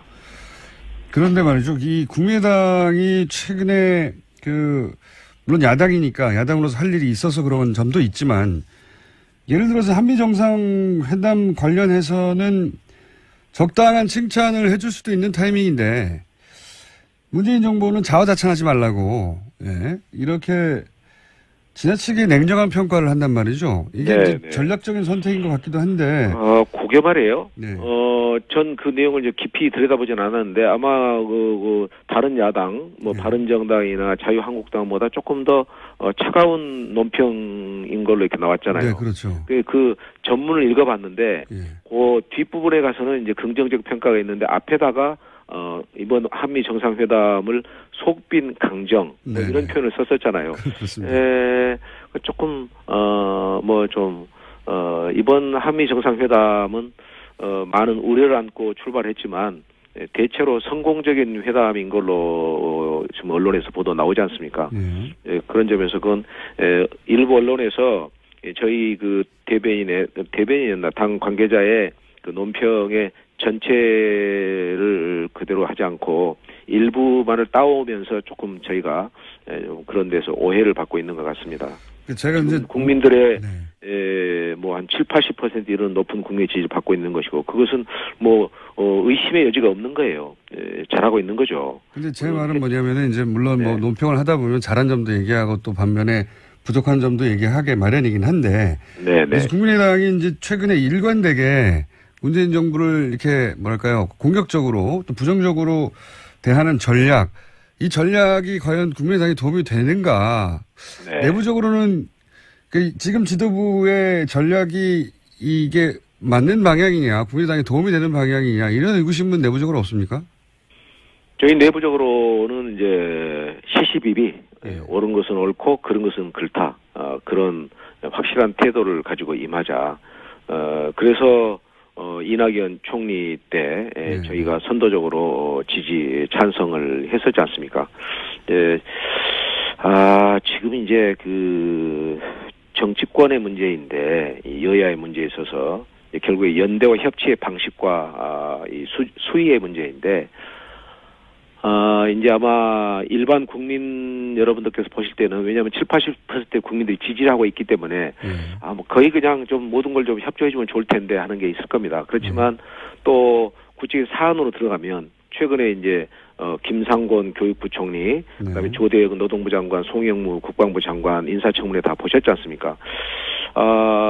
이런 결함과 문제점이 있는 사람들이 그대로 중요한 공직에 취임했을 경우에 괜찮은 것이냐, 우리 사회의 도덕적인 어떤 수준과 도저히 엄격성을 유지한다는 관점에서는 어떠하냐, 이런 논의는 남습니다. 그래서 어떤 여당의 관계자 한 분은 저한테 이런 얘기를 하더라고요. 좀 아쉬움이 남다. 자기도 세 사람 중에서 두 사람은 좀 이제 아웃을 임명을 강행하지 말고 한 명만 임명을 하면서 사전에 야당과 대화를 했으면 좋겠는데 지금 아마 청와대의 의지는 그게 아닐 것 같다. 그래서 자기도 좀 답답하다. 이런 속내를 전하는 것을 들었습니다. 어쨌든 그런 대목 하나하나에 있어서는 조금 저희가 좀 유연해야 할 필요가 있는 것을 느낍니다. 그렇지만 연대와 협치가 잘 가서 5년 동안 우리 문재인 정부가 순항을 하려면 대통령과 청와대에서도 조금 어떤 데에서는 야당의 의견도 경청하고 처음에 대통령 당선되었을 때 야당 당사를 방문하셨잖아요. 네네. 그런 그 정신과 기조가 계속해서 유지가 돼야 됩니다. 그런 것을 저희는 또 그럴 필요를 느끼고 있고 그런 방향으로 잘 가야 할 것 같습니다. 예. 개별 사안의 뭐 구체적 문제에 대해서 야당이 지적하는 건 뭐 너무 당연한데요. 이제 제가 여쭙고 싶었던 것은 전체적으로 국민의당이 지금 뭐랄까요, 거의 대부분의 사안에 반대한다는 이미지, 뭐 그런 전략처럼 보여서 그것이 네. 당 내부적으로 이렇게만 가서는 안 된다는 분위기가 있느냐 제가 여쭤보는 건데. 네네. 저도 개인적으로 자유한국당 또 바른정당과는 조금 다른 입장을 가지고 국민의당이 잘 가야 된다. 객관성 높은 좋은 심판관, 엄파의 역할을 잘 수행해야 된다. 그런 생각을 가지고 있습니다. 알겠습니다. 그 이야기는 다음 기회에 다른 주제를 한번 모시기로 하고요. 마지막 질문 한 가지만 더 드리자면, 네네. 탈당 이야기도 많이 나오는데요. 네. 국회의원 단위에서는 쉽게 움직일 수 없겠지만, 네. 지방선거가 있기 때문에 지역 의원들은 그렇죠? 네. 지방의원 혹은 지자체를 선거를 준비하시는 분들은 좀 동요가 실제로 있죠. 있죠. 지금 지금 분위기가 그렇게 썩 좋지 않습니다. 그러나 제 개인적으로는 그런 일은 전혀 없을 거고요. 이제 주민들 만나 뵈면은 제 개인에 대해서도 지금 떠나는 게 좋겠다는 주민들 상당히 있으십니다. 그러나 또 이제 다수의 당원들과 지지자들은 그렇게 가볍게 아직 처신하지 말고 이 일을 잘 마무리해라. 그리고 새 출발해야 된다. 그래야 당도 당신도 살아남아야 한다. 이런 말씀들도 하십니다. 저는 아까 말씀처럼 진실과 정직의 토대에 의해서 이 당을 새로 건설해야 한다는 그런 책임감을 느끼고 있습니다. 다만 이제 지역에 있는 지금 지방선거를 앞두고 있기 때문에 지방선거에 출마하려는 분들이 조금 흔들리고 있는 것, 동요가 있는 것 잘 보고 있고 그것이 참 가슴이 아픕니다. 혹시 합당의 가능성은 있습니까? 여기까지만 하고. 여기까지만 하고. 민주당과의 합당. 어떤 조건 하에서는 가능할 수도 있다. 아니면 어떤 조건에서는 불가능하다. 쉬운 얘기는 아닌데요. 네. 글쎄요. 굉장히 어려운 말씀이신데 정치의 세계에서는 내일 무슨 일이 일어날지 모든 일이 다 가능하기 때문에 그런 가능성을 아예 없다고 말씀을 제가 드리기는 어렵겠습니다만 지금으로서 가까운 장래에 그런 일이 일어날 가능성은 저는 거의 전무에 가깝다고 생각합니다.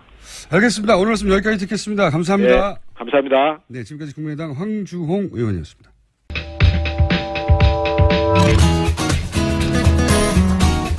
자, 르몽드 디플로마티크 이제는 하지 말고 인문결 하나만 소개하는 걸로. 네,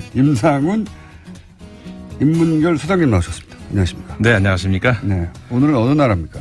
오늘은 일본으로 가볼까 하는데요. 일본 주로 서구를 커버하시다가 일본까지 커버하시는 걸로. 원래 외신 하려면은 국제뉴스 하려면 다 해야죠. 일본이 어제 선거가 있었잖아요. 그렇습니다. 예. 도의원 선거가 있었는데. 외신에 관심이 많으신 분들은 뉴스를 뒤지다 보면 거의 매달 어느 나라에서는 선거가 있어요. 그렇죠. 선거 피해 다니기는 네. 어렵죠. 주요 국가들에. 근데 이제 중국은 선거라고 그렇겠지만 지명을 하니까 후기자들을. 네. 그렇군요. 지명도 오래군요. 예, 중국 뉴스도 한번 다뤄보겠습니다, 나중에. 5년에 한 번씩 지명하는데. 자, 그리고 중국, 일본, 미국, 그리고 프랑스, 영국 이 정도는 거의 항상 커버하시는. 그렇죠. 선거가 있으면. 네.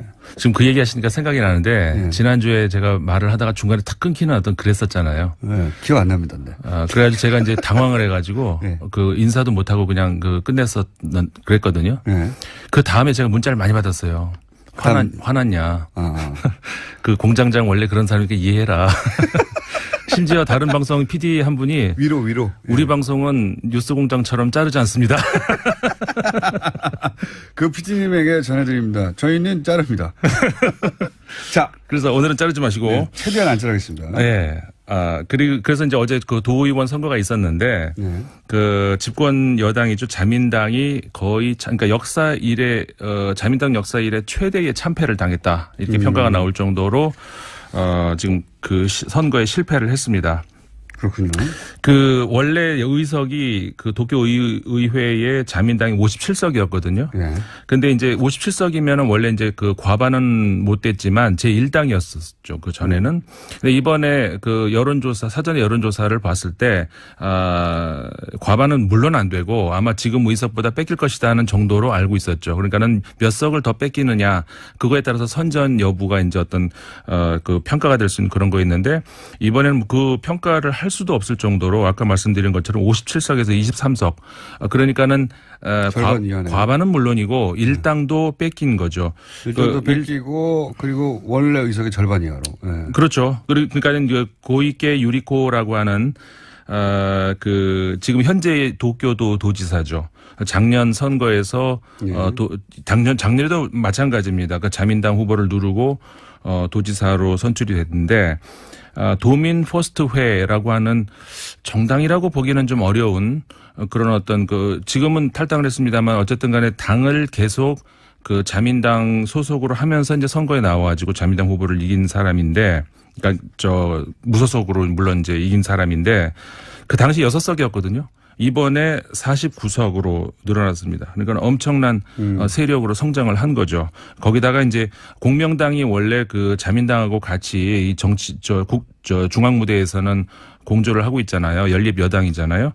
근데 이 도쿄 도의회에서는 공명당이 이 고이케 유리코하고 같은 연립 형성을 해가지고 그 이외에 이제 무소속 몇 명 좀 합치고 이렇게 하면은 과반을 넘어서는, 한마디로 말해서 도쿄 도의회를 장악을 하게 된 거죠. 그렇군요. 예. 자, 지금 사실은 이렇게 된 것은 아베 총리가 그 학원 스캔들이죠. 네. 각해학원이었던가요? 예. 각해학원 부인은 물론 본인도 연루됐던 각해학원. 그거는 모리토모 학원이고. 그런가요? 두 개가 있어요. 각해학원은 뭐였죠? 그거는 이제 그 측근이라고 할 수 있는 그런 사람이 이제 연루가 됐다는, 그러니까 수혜를 봐줬다 이런 건데, 그 대학교에 수의학부를 그렇죠. 뭐 신설하는데 개입했다. 그렇죠. 정치적 개입을 했다. 네. 맞군요. 그러니까 아까 본 문제는 모리모토 학원이었고. 네. 모리토모 학원 같은 경우에는 그 국유지 재산을 이제 팔았는데 10분의 1 가격으로 팔았다는 이걸로 말도 안 되는 그런 거. 근데 거기에 이제 학원이 스캔들이 2개였습니다. 네. 두 가지가 있었죠. 이제 그것뿐만 아니라 지금 이번에 자민당이 이렇게 지지율이 폭락하고 있는 이유가 이제 몇 가지가 더 있는데, 예를 들어서 그 여성 정치인 2명의 어떤 뭐라고 할까요? 그 설화라고 할 수 있는 어떤 그런 것들이 또 굉장히 발목을 잡았어요. 이나다 도모미 방위상. 어떻게 보면은 아베 총리가 굉장히 차기로 밀고 있는 여성 정치인 중에 하나거든요. 항상 한참 부각됐었었는데. 근데 이번에 도의원 선거운동 과정에서 아주 하면 안 되는 큰 실수를 했습니다. 뭐였죠? 제가 우리식으로 바꿔서 한번 표현을 해드릴 테니까 들어보세요. 이게 발언 수위가 어떤 정도인지. 예를 들어서 서울시의회 선거를 하는데, 우리나라 국방장관이 나와서, 우리 국방부도 목소리를 같이 했습니다. 민주당을 지지해 주십시오.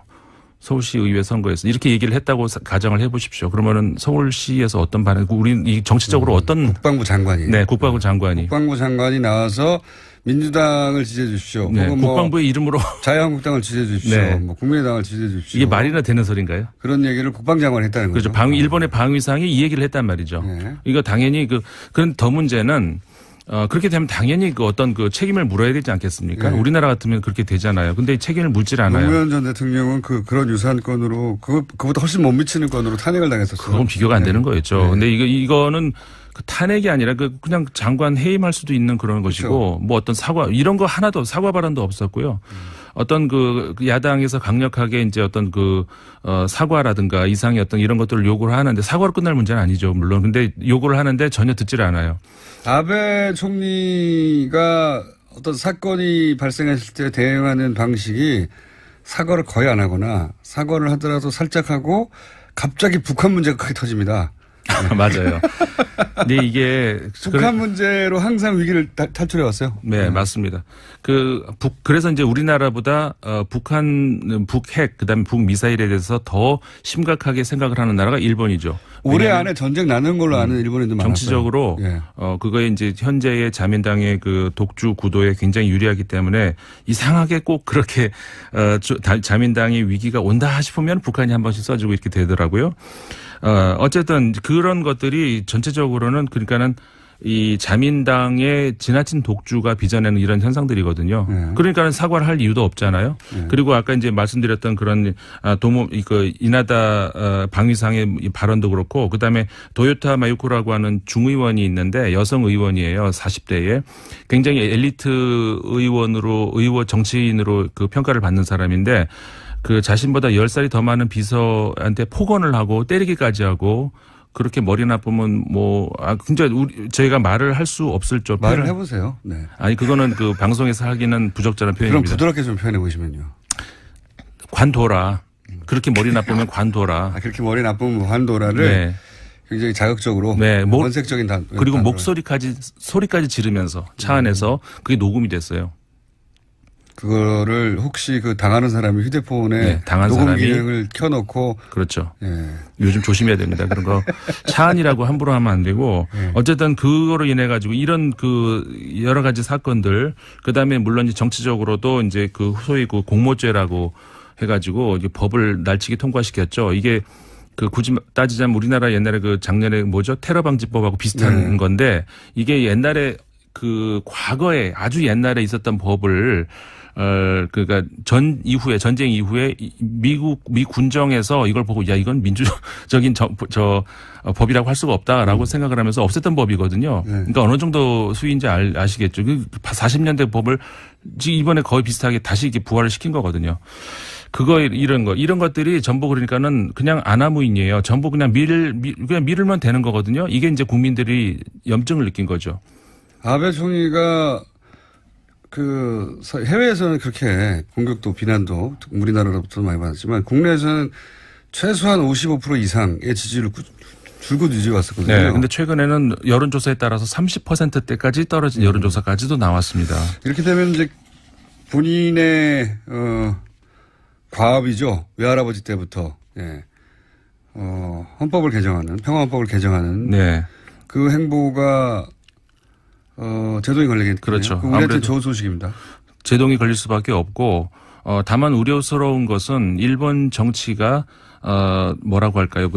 어느 한 정권이 불리해지게 될 때, 그러니까 정책적으로 어떤 그 실수를 했다던가 아니면 부패를 했다던가 이럴 때 다른 정권으로 넘어가는 것이 아니라 자기 당 내에서 파벌끼리 왔다 갔다 한다는 거거든요. 하긴 그래요. 맨날 똑같은. 그렇기 때문에 그러니까 극우 성향은 계속 커질 수밖에 없어요. 왜냐하면 이 우익 성향이 정권을 뺏긴다는 걸 생각을 못하기 때문에 당연히 점점 그래서 지금 이번에 고이케 유리코 이번에 도지사 같은 경우도 마찬가지입니다. 그 성향으로 따지면은 아베 총리 못지않아요.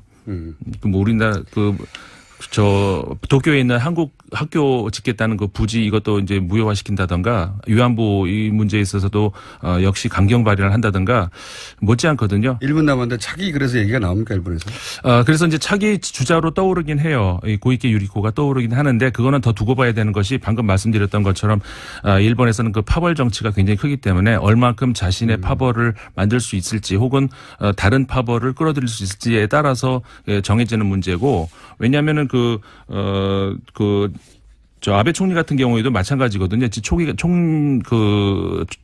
총리가 된 과정이 그래요. 뭐라고 할까요? 정당 투표에서는 졌거든요.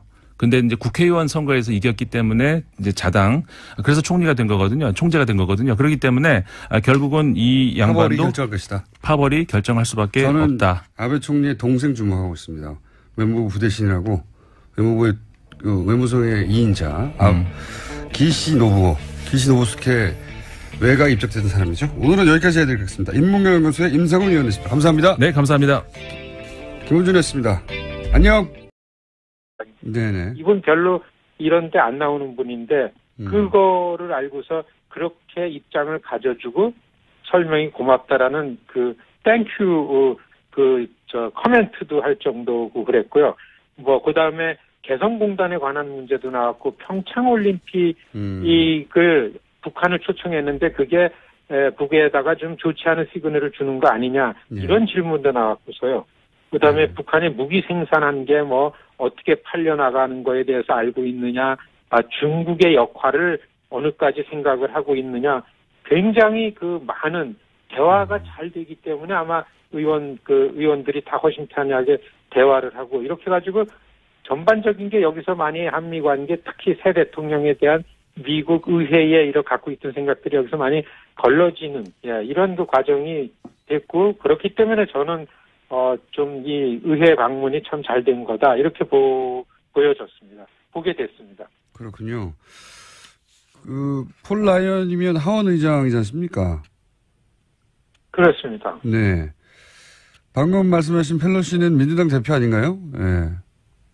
네, 그러니까 하원에서는 폴 라이언 의장이고 넘버원이고 네. 민주당 쪽에 낸시 펠로시가 대표고 그다음에 케빈 메카티라는 공화당 대표도 참가했고요. 예. 스탠리 호이어라는 그 민주당 원내대표도 참가를 했고 그다음에 에드 로이스 외교위원장, 엘리엇 앵겔이라는 민주당 외교위원회 간사, 군사위원회 위원장 간사, 그다음에 상원에서는 그 미치 매코넬이라는 대표요. 그다음에 민주당 대표인 찰스 슈머.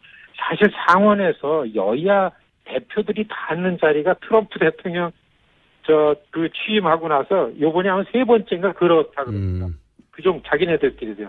그런데도 불구하고서 이게 북한 위협 그리고 그거에 관련한 이슈이기 때문에 한국의 대통령 왔으니까 모이자 했는데 이게 그 여야가 다 한 자리에 모였기 때문에 굉장히 좋은 기회였고 아시겠지만은 미국에 있는 우리 한인들은 한미 관계가 안정되고 이렇게 좀 평안해야 좋은데 그런 부분이 굉장히 긴장이 되고 이 우려가 막 됐었는데 대통령 한번 여기 다녀가고서 앞으로 저희 그 의회 관련해서 활동을 하고 있는데 제가 한 2주 동안 의회에서 이 새 대통령을 환영해달라, 환영 결의안을 내달라 이런 캠페인을 한 2주 동안 했었습니다. 네네. 이게 좀 힘들었는데 저는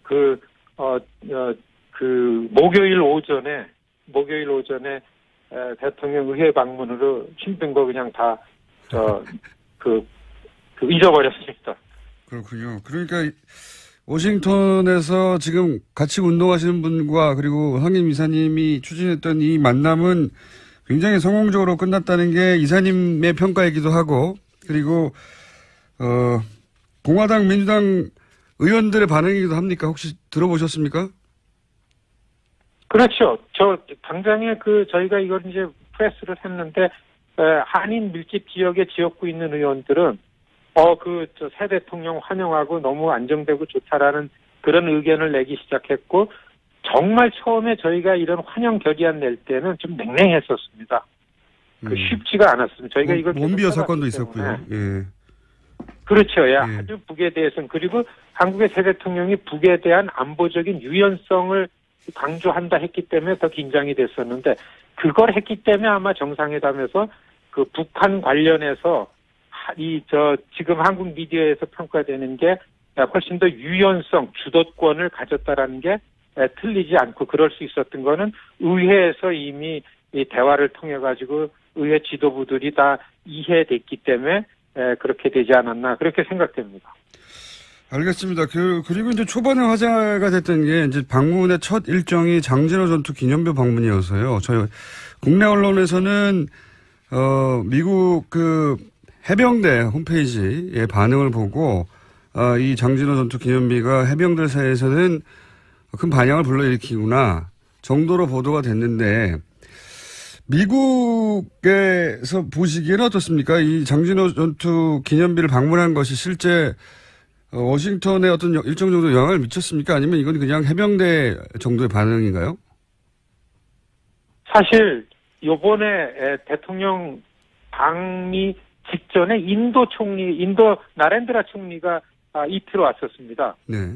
그때서부터 외국 정상들이 이제 워싱턴 오는 게 그 미디어들 반응이 별로 없습니다. 전혀 이제 안 되고 있기 시작했는데 이 문재인 대통령께서 워싱턴 방문한 것 중에 가장 미디어에 많이 커버된 게 이제 그 해병대 박물관에 가서 장진호 전투 기념비 이 헌화한 거요. 거기에서 대통령께서 그렇게 피난민, 미군이 구해준, 미 해병대가 구해준 피난민, 이네 아들이 지금 대통령이 돼서 왔다. 내가 그런 사람이다. 이런 발언을 하지 않았습니까?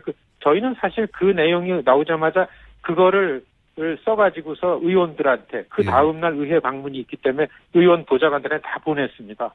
이제 우리 캠페인을. 그런데 그게 얘기거리가 되고 많이 보도가 되고 사실 아시겠지만 그런 부분들이 굉장히 그 주목을 받고 인기입니다.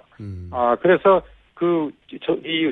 마침 우리 지역구에 있는 하원 아주 거물급인데 저희한테 이메일 보내는데 이런 스토리가 있었구나라고 하면서 나는 한국의 새 대통령을 미국이 환영을 하고 왜냐하면 이런 발언들을 그 의회 기록물에 남기려고 그런다 이런 대답도 받고 그럴 정도로 그 해병대 기념비 장진호 전투 기념비 방문한 거는 굉장히 잘하고 아주 신선하게요. 예, 굉장히 말씀을 잘하신 거 아닌가 이렇게 보여집니다. 알겠습니다. 마지막으로 한 가지만 더 질문드리겠습니다. 이건 이제 정상회담에 영향을 주기 때문에 굉장히 좋은 일정이었다고 이렇게 생각이 들었고요. 그다음에는 사실 그 상하 의원들한테 관심이 집중돼 있었습니다. 의원들도요.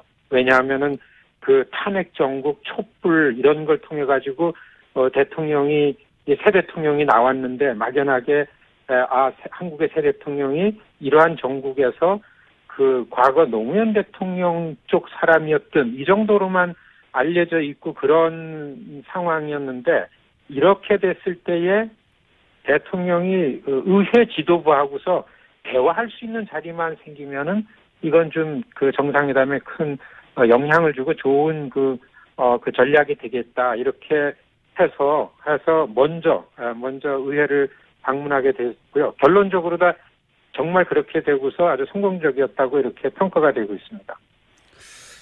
그렇군요. 한미 정상회담을 이해하려면 이제 워싱턴의 눈으로 봐야 한다고 평소에도 쭉 말씀하셨는데 백악관과 의회가 그러니까 트럼프 대통령과 미 의회가 사이가 그렇게 좋지 않았다. 잘 몰랐다. 그렇게 말씀하셨지 않습니까? 그렇습니다. 거기에 책임이 있을 것도 아닌데, 제가, 워싱턴 눈으로 보자 하는 건 지금 워싱턴이 그냥 다른 나라에서 볼 때는 정상끼리의 만남이라는 걸로만 일반적으로 보여지는데, 워싱턴에서는 지금 권력이 크게는 백악관하고 의회 두 개가 평소에 있는데 지금은 백악관하고 공화당하고 민주당 이렇게 세 권력 주체가 있다고 해도 틀리지가 않습니다. 그런데 이럴 때에 대통령이 의회를 방문하면은 워싱턴 의회도 지금 여당과 야당이 같이 앉기가 너무 힘듭니다. 같이 앉는 자리가 별로 없는데 이게 만일에 다른 나라 정상이 의회에 들어와서 양당 지도부가 그것도 상원 하원 다 앉는다 그러면은 한미 간에 현안이 돼 있던 거를 허심탄회하게 이야기할 수가 있는 기회가 되겠다. 왜냐하면 트럼프 대통령은 별로 다른 사람 얘기를 듣지 않고 듣는다 그래도 그거와 관계없이 일방적으로 계속 얘기를 해대는 스타일이기 때문에 의회에 들어가서 현안을 놓고서 미국의 지도부들하고 얘기하는 자체가 의회는 굉장히 안정적이고 또 상식적인 대화가 다 되는 거기 때문에 그렇기 때문에 이번에 그런 전략이 잘 맞아떨어진 것 같아요. 상원, 하원 지도부가 전원이 다 동원이 돼서 저희는 사실 새 대통령이 됐기 때문에 상하 양원 합동회의 연설을 추진했었습니다. 근데 워낙 시간이 없었고, 그 다음에 이 의회가 양당이 너무 정파적이기 때문에 가능성을 점점 갖기가 어려웠었는데, 한 2주 전에 문정인 특보가 다녀가시면서 좀 발언을 하신 것 때문에 굉장히 관심이 쏠리게 됐습니다. 오히려 더. 그러다 아시겠지만은, 그 다음에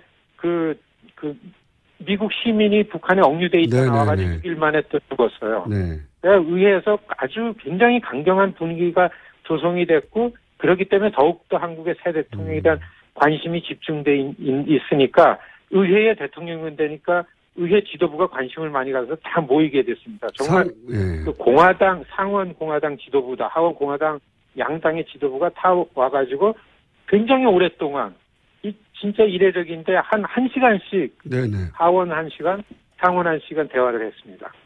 그러니까 지금 그 워싱턴 분위기에서 상하원 지도부 모두 그리고 상하원의 공화당과 민주당 모두가 함께 모여서 1시간씩 이렇게 대화를 한다는 것은 굉장히 이례적인 거라는 거죠.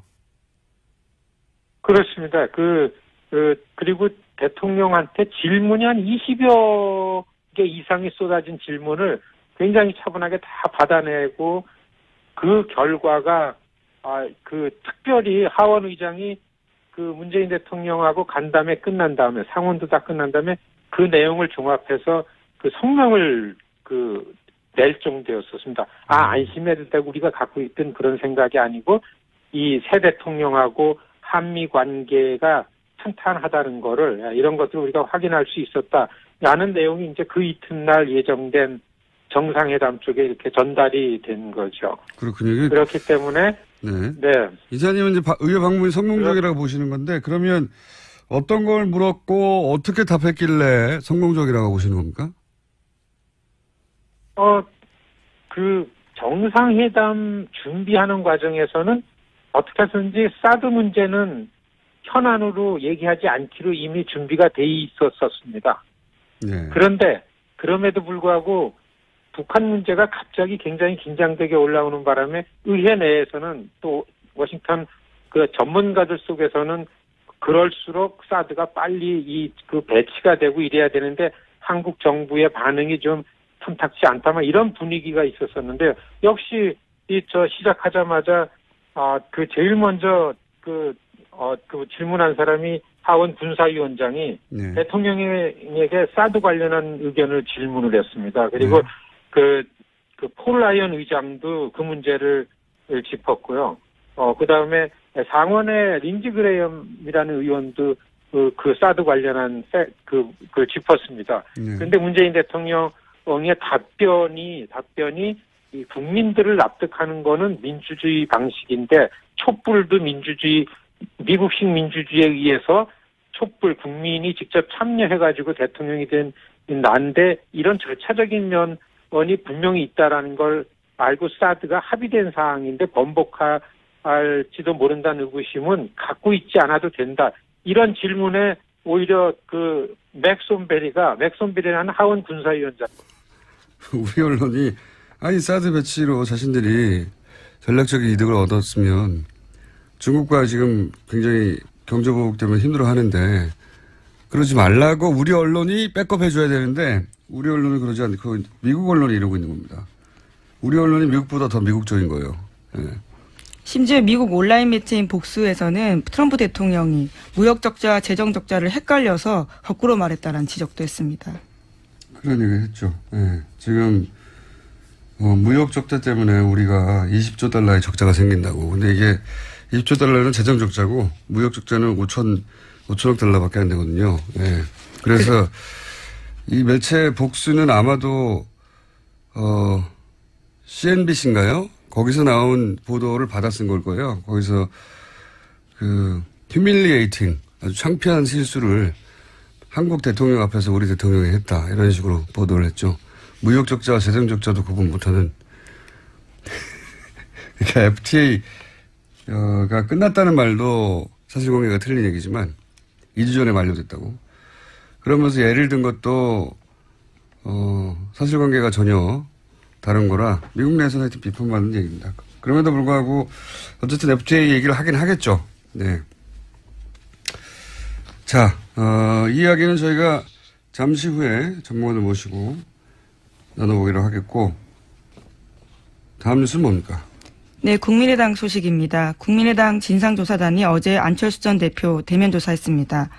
안철수 전 대표는 문준용 씨 의혹 관련 폭로가 있다는 것만 알았고 증거 조작은 전혀 몰랐다라고 밝혔습니다.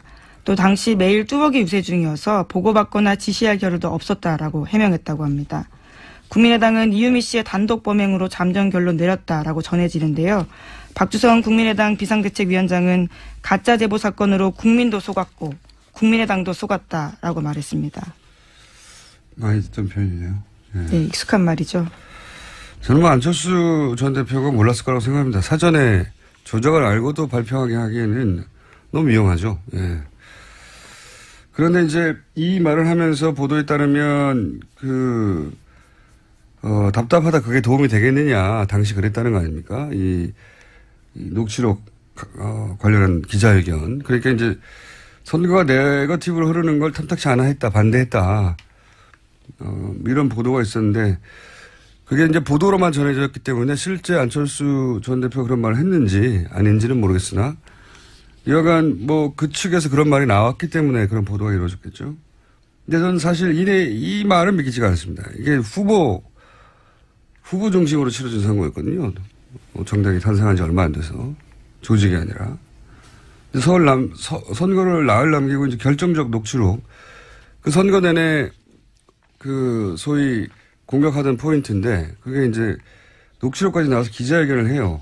그런데 후보가 그렇게 답답해하고 도움이 안 된다고 토론을 하는데 사실상 반대했다는 건데 박지원 당시 대표는 그걸 기자회견 전에 알지도 못했고 그러면은 사인을 낸 거는 그걸 검증한 공명선거지원단 단장이 이제 이용주 의원인데 초선이에요. 부단장은 의원도 아니고. 그러니까 당대표는 모르고 후보는 도움이 안 된다고 반대한 걸 이게 강행이 그렇게 됐다는 건가요? 네, 저는 그 부분 납득이 안 됩니다. 누군가 했다는 거잖아요. 네, 그래서 검찰이 오늘 윗선 조사 시작합니다. 그 후보는 나는 싫다고 하고 당대표는 모르는데 그러니까 결재받을 곳이 없는데 했다는 건 이거는 전 납득이 안 갑니다. 자, 하지만 이렇게 말하지 않을 수 없죠. 예. 다음 순요. 네, 이준서 전 국민의당 최고위원이 오늘 오전 10시에 피해자 신분으로 검찰에 소환됩니다. 이 전 최고위원은 앞서 구속된 이유미 씨의 진술을 통해서 윗선으로 지목되었습니다. 또 검찰은 김인원 전 공명선거 추진단 부단장과 김성호 전 부단장도 오늘 오후에 소환합니다. 이유미 씨가 이제 또 다시 이유미 씨가 보도에 따르면은 안철수 전 대표에게 두렵다, 죽고 싶다, 도와달라는 얘기죠. 이런 문자를 보냈는데 당시 문자를 받은 안철수 전 대표가 무슨 의미인지 몰라서 답을 하지 않았다 확인을 했지만 이런 말을 또 역시 보도가 된 건데 예.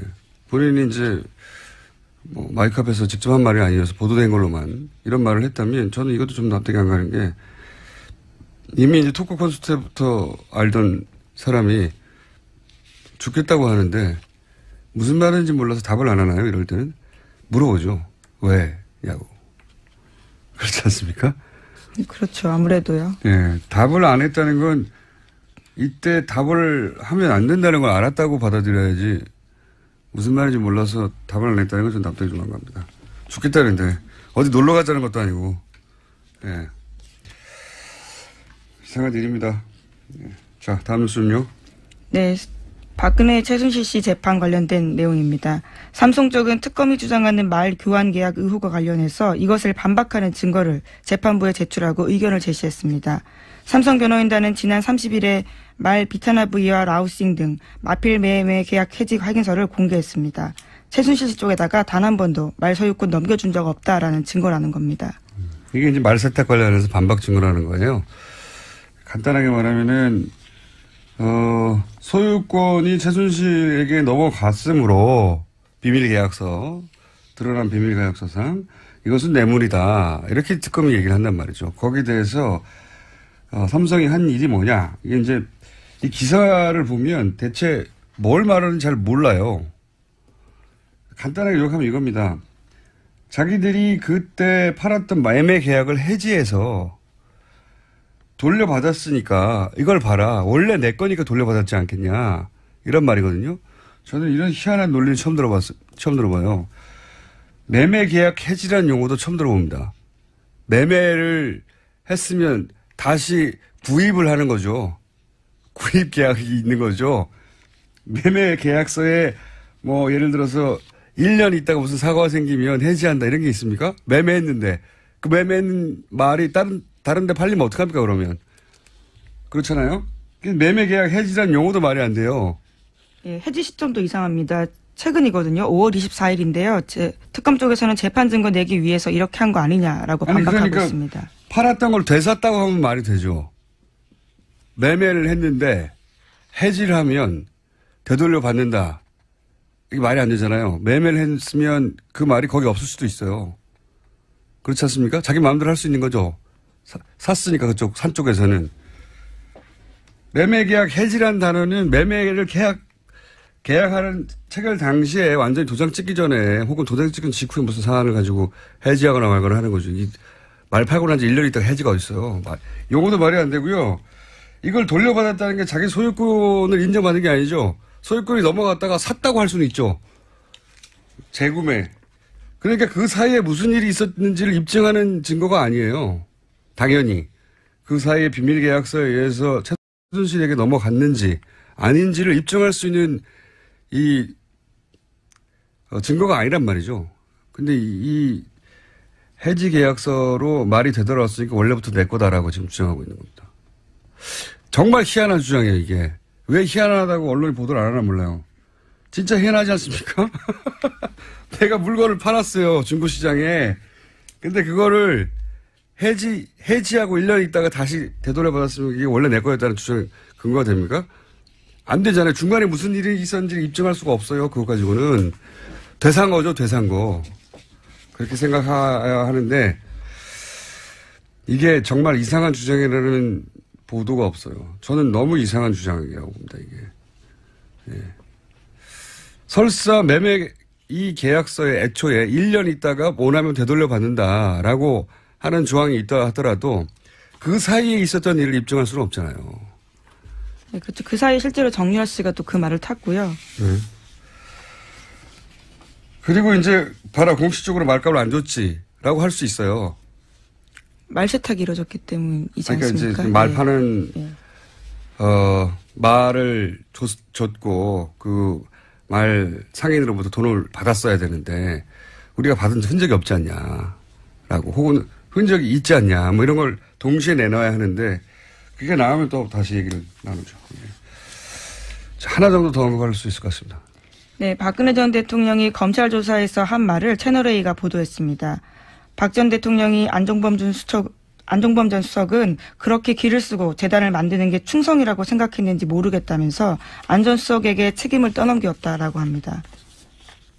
그러니까 재단을 안종범 수석이 충성하느라고 만들었다는 얘기죠, 이게. 예, 길을 쓰고 재단을 만들려고 했다라고 합니다. 길을 쓰고. 그러니까 재판하는데 이 재단을 누가 주도로 만들었냐 했더니 박근혜 전 대통령이 이건 안종범 수석이 길을 쓰고 만들려고 했고. 예, 검찰에서요. 아직 재판에서는 그런 진술을 한 건 아니고요. 그런 재판 내용이 일부 나오거든요. 네. 아니, 그 검찰 진술 내용이. 길을 쓰고 안종범 수석이 하려고 했다는 거잖아요. 예. 그게 충성이라고 생각했는지 모르겠다라는 말도 덧붙였습니다. 믿겨질 거라고 생각했을까요? 우선은 안종범 전 수석이 반박하겠죠. 안종범 수석이 그럼 대통령이었네요. 대통령이 야, 왜 그래? 그랬더니 내가 길을 쓰고 만들어야 돼. 정말. 이게 보통 이제 이 정도 일이 벌어지면 밑에 사람이 뭐라 해도 그건 내 책임이라고 하는 이제 리더로서의 워딩으로 이해를 구하는데 이런 것도 안종범 수석이 충성하느라고 했다는 거 아닙니까? 왜 그랬는지 모르겠다고. 길을 쓰고 만들려고 했다고. 재단을. 참 이상했다고. 오늘 여기까지 해야 되겠습니다. 지금까지 시사인의 김은지였습니다. 감사합니다. 문재인 대통령 방미 중 상하원 의회 지도부와의 만남이 있었습니다. 이 자리의 의미는 무엇이고 그리고 성과는 어땠는지 이 만남을 지원했던 한인 유권자센터 김동석 상임이사 전화로 연결되어 있습니다. 안녕하세요, 이사님. 안녕하세요. 네. 뉴욕입니다. 네.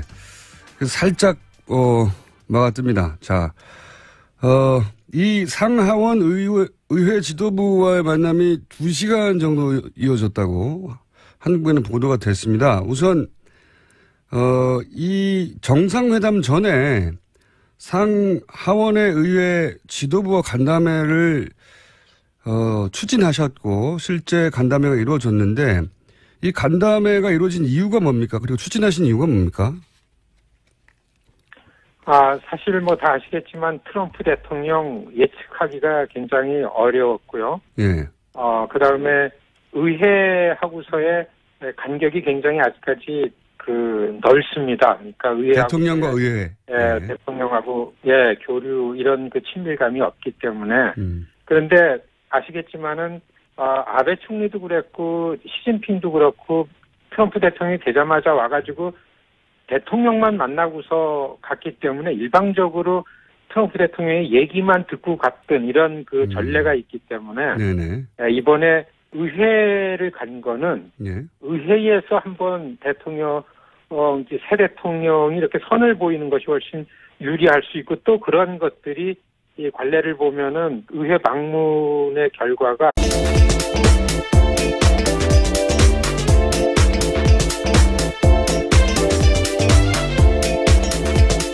시사인의 김은지입니다. 네, 이제 첫 정상회담을 마치고 돌아왔으니까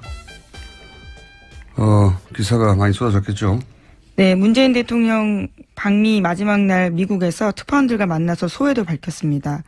이번 회담에서 한미동맹의 굳건함을 확인하고 정상 간의 우위와 신뢰를 쌓았다 이렇게 평가했습니다.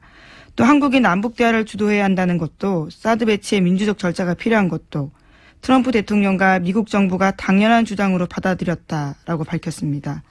동포 간담회에서도 미국에 와서 한국의 위상이 달라졌음을 확인했다고 말했습니다. 그렇군요. 뭐 본인이 한 회담이니까요.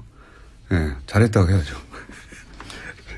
이건 당연한 이야기고 실제 회담이 어땠는지는 저희가 오늘 2부에서 미국에서 교민들의 반응 그리고 국내 전문가와 함께 얘기를 나눠보겠습니다.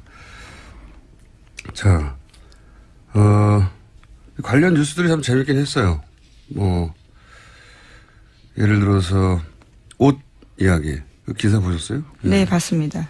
굉장히 재밌는 뉴스였어요. 그러니까 미국을 상징하는 옷을 입고 갔으면 좋았을 거라 이런 기사잖아요. 예.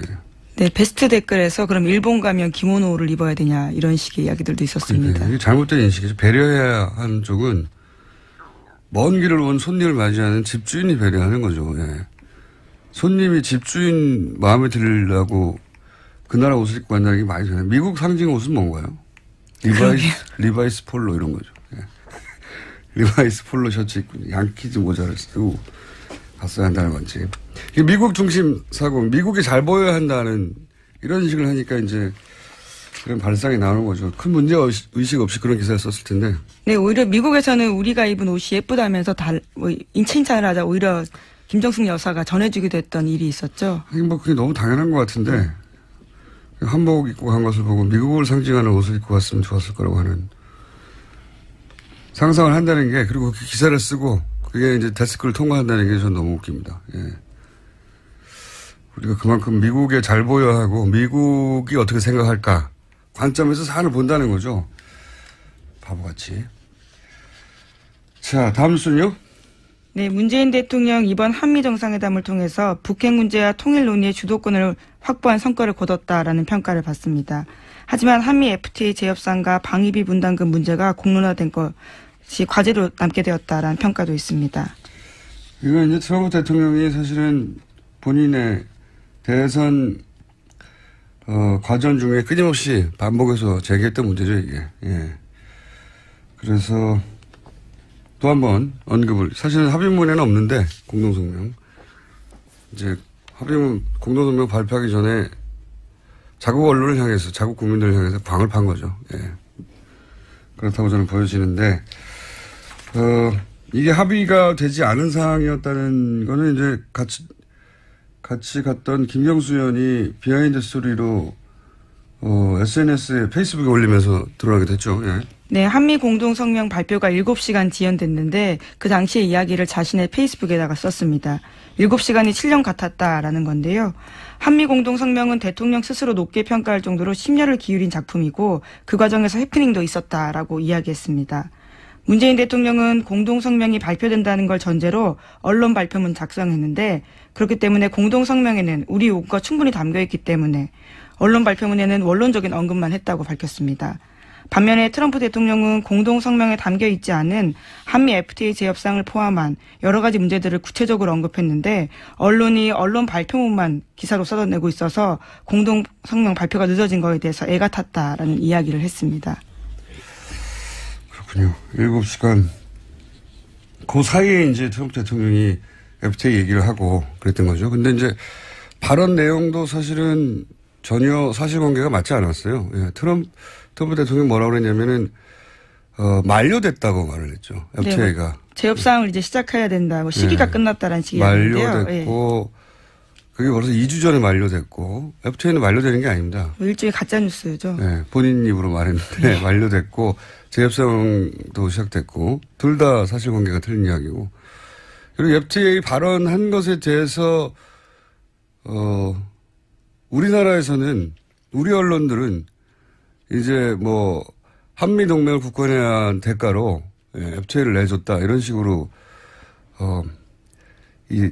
그 정상회담의 성과가 이제 그 성과도 있고 숙제도 있고 이렇게 마치 냉정한 듯이 그렇게 말하는 것이 객관적인 듯이 말하나 실제 미국 언론들은 이 FTA 발언에 대해서 비판이 많아요. 네. 네, 뉴욕타임스가 현지 시각으로 1일에 이런 보도를 했는데요.